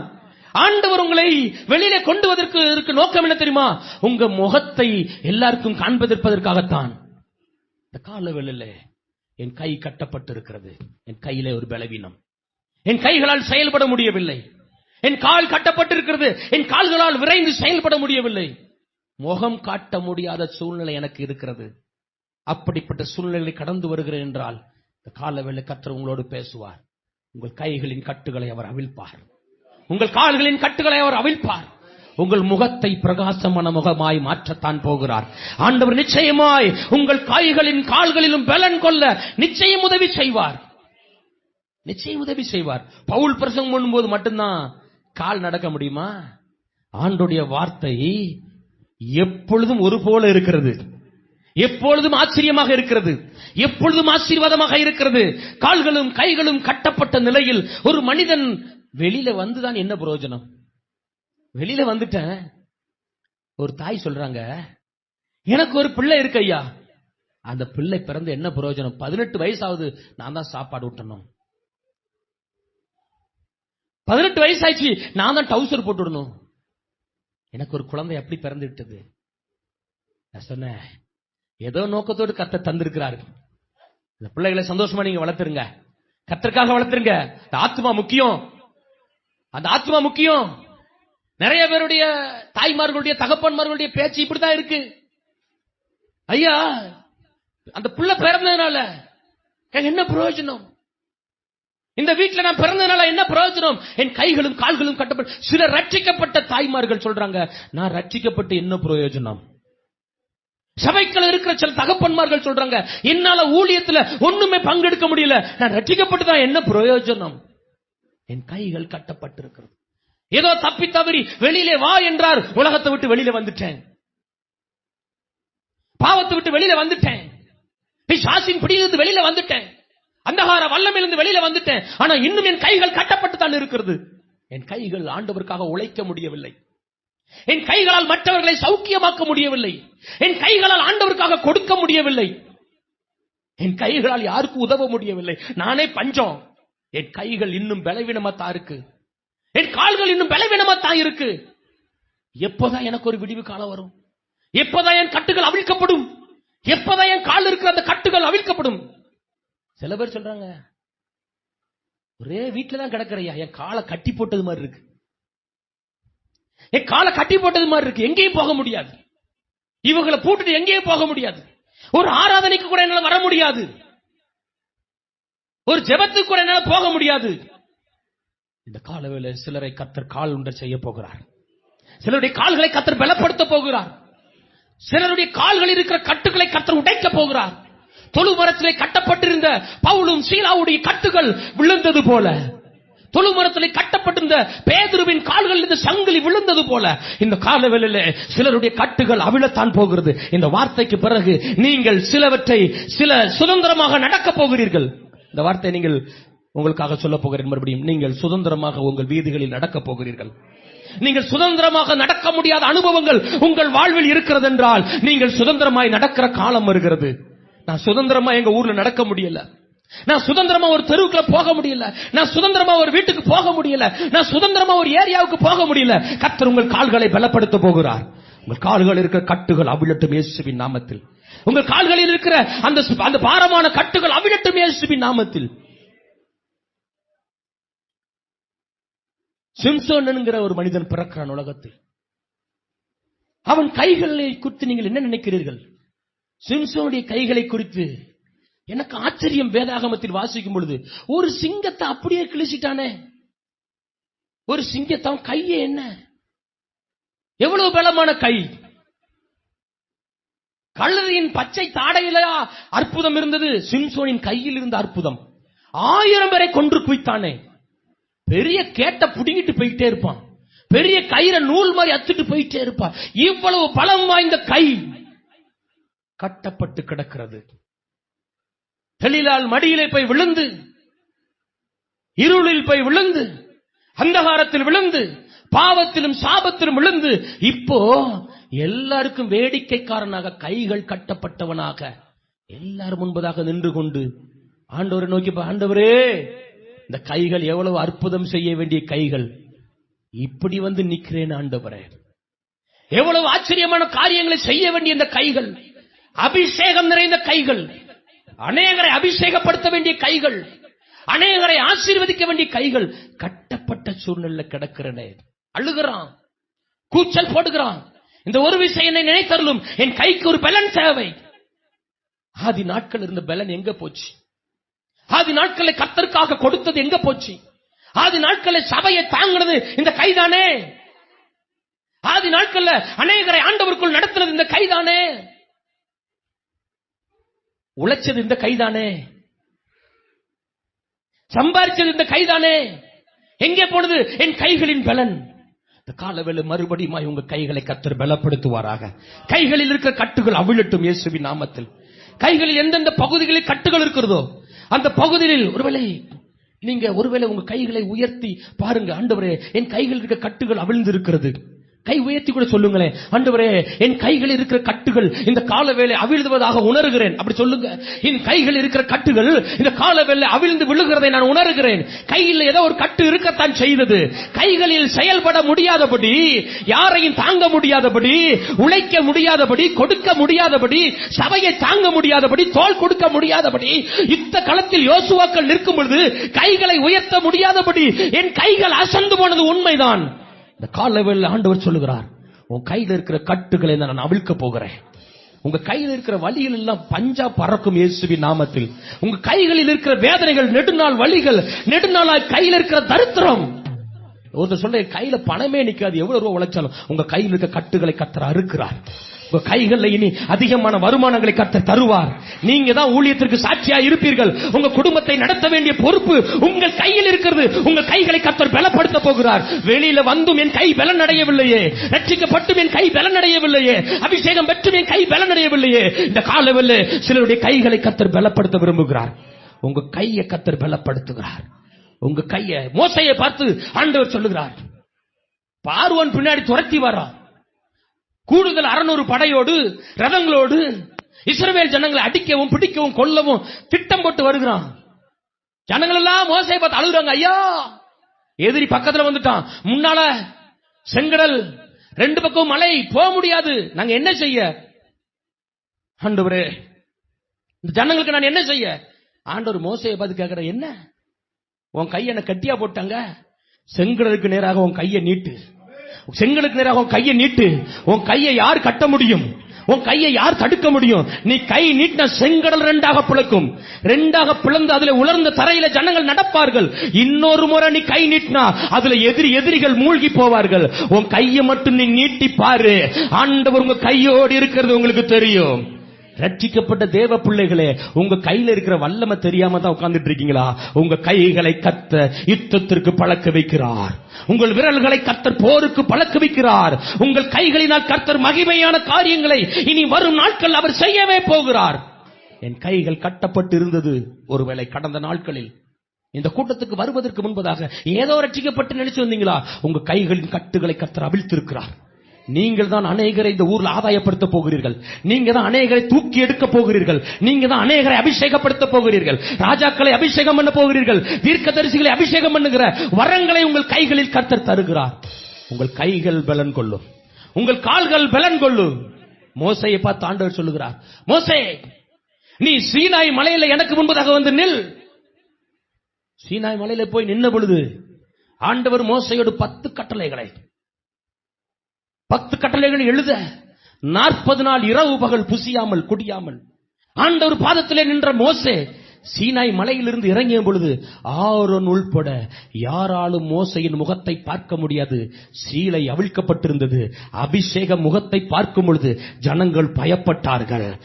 அபிஷேக முகத்தை ஜனங்கள் பார்க்கும்போது, ஆசாரியர்கள் பார்க்கும்போது, ஊழியக்காரர்கள் பார்க்கும் பொழுது, ஆகா, இது என்ன முகம், பிரகாசமான முகம். தேவ சமூகத்தில் நின்றுவிட்டு, தேவ சமூகத்தில் ஜெபித்துவிட்டு, தேவ சமூகத்தில் காத்திருந்து விட்டு, உபவாசித்து விட்டு கீழே இறங்கும் பொழுது ஜனங்கள் சொல்லுவாங்க, உங்க முகம் ஆசீர்வாதமாயிருக்கு. உன் முகத்திலேயே முழிக்க மாட்டேன்னு சொன்னவங்க உங்களை பார்த்து சொல்ல போறாங்க, உங்க முகம் தான் எங்களுக்கு ஆசீர்வாதம். உன் முகமே எனக்கு பிடிக்கலன்னு சொன்னவங்க சொல்லுவாங்க, உங்க முகம் தான் எனக்கு ஆசீர்வாதம். ஐயா, 4 நாள் ஆயிட்டு நாருமேன்னு சொன்னவ சொல்ல போறா, ஆண்டவர் உயிர் தெள பண்ணினார், என் குடும்பத்தில் ஒரு அற்புதம் செய்தார். இந்த கால வேளையில மத்தியான நேரத்தில் ஆண்டவருடைய சமூகத்தில் ஜெபத்தோடு உட்கார்ந்து இருக்கிற தேவ பிள்ளைகளே, கொஞ்சம் வெளியில வர வேண்டிய காரியங்கள், கொஞ்சம் கூடாரத்தை விட்டு வெளியில வாங்க. ஆபிரகாமை ஆண்டவர் கூடாரத்தை விட்டு வெளியில வா, பெரிய தரிசனத்தை தருகிறேன், பெரிய தரிசனத்தை பெற்றுக் கொள்ளுங்கள். பெரிய திட்டம் உங்களை குறித்து இருக்கு. உங்க சந்ததியை குறித்து நான் உங்ககிட்ட பேச வேண்டியிருக்கு. வெளியில வா, கொஞ்சம் வெளியில வா. உன் சந்ததியை குறித்து நான் பேச வேண்டியிருக்கு. உன் சந்ததி வானத்து நட்சத்திரங்களை போல இருக்கும். உள்ள இருக்கும் தண்டியும் அழுகதான், எனக்கு என்ன தருவீர், எனக்கு அது இல்லையே, இது இல்லையே. வெளியில வந்தாதான் தெரியும், நட்சத்திரங்களை உன்னால் என்ன கொடுமானால் என்ன. நட்சத்திரங்களை போல் நீங்க பெருகுவீர்கள். நட்சத்திரங்களை போல் என் பிள்ளைகள் இருக்கும். நட்சத்திரங்களை போல் என் பிள்ளைகள் ஊழியம் செய்யும். நட்சத்திரங்களை போல் என் பிள்ளைகள் ஆசீர்வாதமா இருக்கும். நட்சத்திரங்களை போல் என் குடும்பம் பெருகும். நாங்கள் ஆசீர்வாதமா இருப்போம். வெளியில வந்தாதான் சொல்லுவாரு, வானத்தை பாரு, வானத்தின் பலகணிகளை உனக்காக நான் திறக்க முடியும். வானத்தின் பலகணிகளை திறந்து இடம் கொள்ளாமல் போக மட்டும் உன்னை ஆசீர்வதிக்க முடியும். ஆண்டவர் வானத்தை திறந்தா யார் அடைக்க முடியும்? வானத்தை உனக்காக நான் தருவேன். வானம் என்னுடையது, பூமி என்னுடையது. வெளியிலே வா. எலியாவே, குகையின் அனுபவத்திலிருந்து வெளியிலே வா. ராஜாக்களை அபிஷேகம் பண்ணுகிற அபிஷேகத்தை உனக்கு தருவேன். தீர்க்கதரிசிகளை அபிஷேகம் பண்ணுகிற அபிஷேகத்தை உனக்கு தருவேன். ஏதோ ஒரு கிராமத்துல புலவனூர்ல ஊழியம் செஞ்சுட்டு நினைக்கிறீங்களா? ராஜாக்களை அபிஷேகம் பண்ணுகிற அபிஷேகத்தை உங்க கையில தருவார் ஆண்டவர். தீர்க்கதரிசிகளை அபிஷேகம் பண்ணுகிற அபிஷேகத்தை உங்களுக்கு தருவார். செய்ய வேண்டியது என்ன? குகையின் அனுபவத்திலிருந்து வெளியில வாங்க. தனிமையின் அனுபவத்திலிருந்து, இருளின் ஆதிக்கத்திலிருந்து கொஞ்சம் வெளியில வாங்க. ஆண்டவர் மகிமையான காரியங்களை உங்கள் வாழ்க்கையில் செய்யத்தான் போகிறார். லாசருவே, வெளியிலே வா, வெளியிலே வா. வந்தா போதாது, கையில் இருக்கிற கட்டுகள் அவிழ வேண்டும், கால்கள் இருக்கிற கட்டுகள் அவிழ வேண்டும், முகத்தில் இருக்கிற கட்டுகள் அவிழ வேண்டும். ஆண்டவர் இந்த காலவேளை திட்டவட்டமாய் சிலரோடு பேசுகிறார். உங்கள் கைகளில் இருக்கிற கட்டுகளை நான் அவிழ்க்கவே போகிறேன். உங்க கை இனி ஊழியம் செய்யும். உங்க கை இனி அபிஷேகம் பண்ணும். உங்க கை அநேகரை ஆதரிக்கும். உங்க கை அநேகருக்கு உதவியா இருக்கும். உங்க கை ஆசீர்வாதமா இருக்கும். உங்க கால்கள் விரைந்து ஓடும். உங்க கால்கள் ஆண்டவருக்காக வாழும். உங்க கால்களால் நீங்கள் அநேக இடத்துல போய் ஊழியம் செய்ய முடியும். உங்க முகம் அநேகருக்கு ஆசீர்வாதத்தை தரும். உங்க முகத்தை பார்த்து அநேகர் ஆசீர்வதிக்கப்படுவார்கள். அப்படியே எழும்பி நிற்க போறோம் ஆண்டவருடைய சமூகத்துல, அப்படியே ஜெபிக்க போறோம். இந்த நாள் இந்த ஆசீர்வாதமான வார்த்தையை கேட்டிருக்கிறோம். ஆண்டவரே, நான் என்னென்ன காரியத்திலிருந்து இன்னும் வெளியில வர தேவன் விரும்புகிறேன் கேளுங்க. நான் என்னென்ன காரியத்திலிருந்து இன்னும் வெளியில வரணும் ஆண்டவரே. நான் நிறைய காரியத்திலிருந்து வெளியிலே வந்ததாக நினைத்துக் கொண்டிருக்கிறேன். ஆனால் ஆண்டவர் இன்றைக்கு திட்டமாக எங்களோடு பேசுகிறேன். நான் இன்னும் சில காரியங்களை விட்டு வெளியிலே வரத்தான் செய்ய வேண்டும். ஒரு 5 நிமிடம் அர்ப்பணிப்பின் நேரம். ஒரு 5 நிமிடம் கேட்ட வார்த்தைகளை கண்ணு முன்னாடி கொண்டு வருவோம். ஏன் இந்த வார்த்தை உங்களுக்கு எவ்வளவு பெரிய ஆசீர்வாதம் தெரியுமா? உன் சந்ததியை ஆசீர்வதிப்பேன். ராஜாக்கள் அபிஷேகம்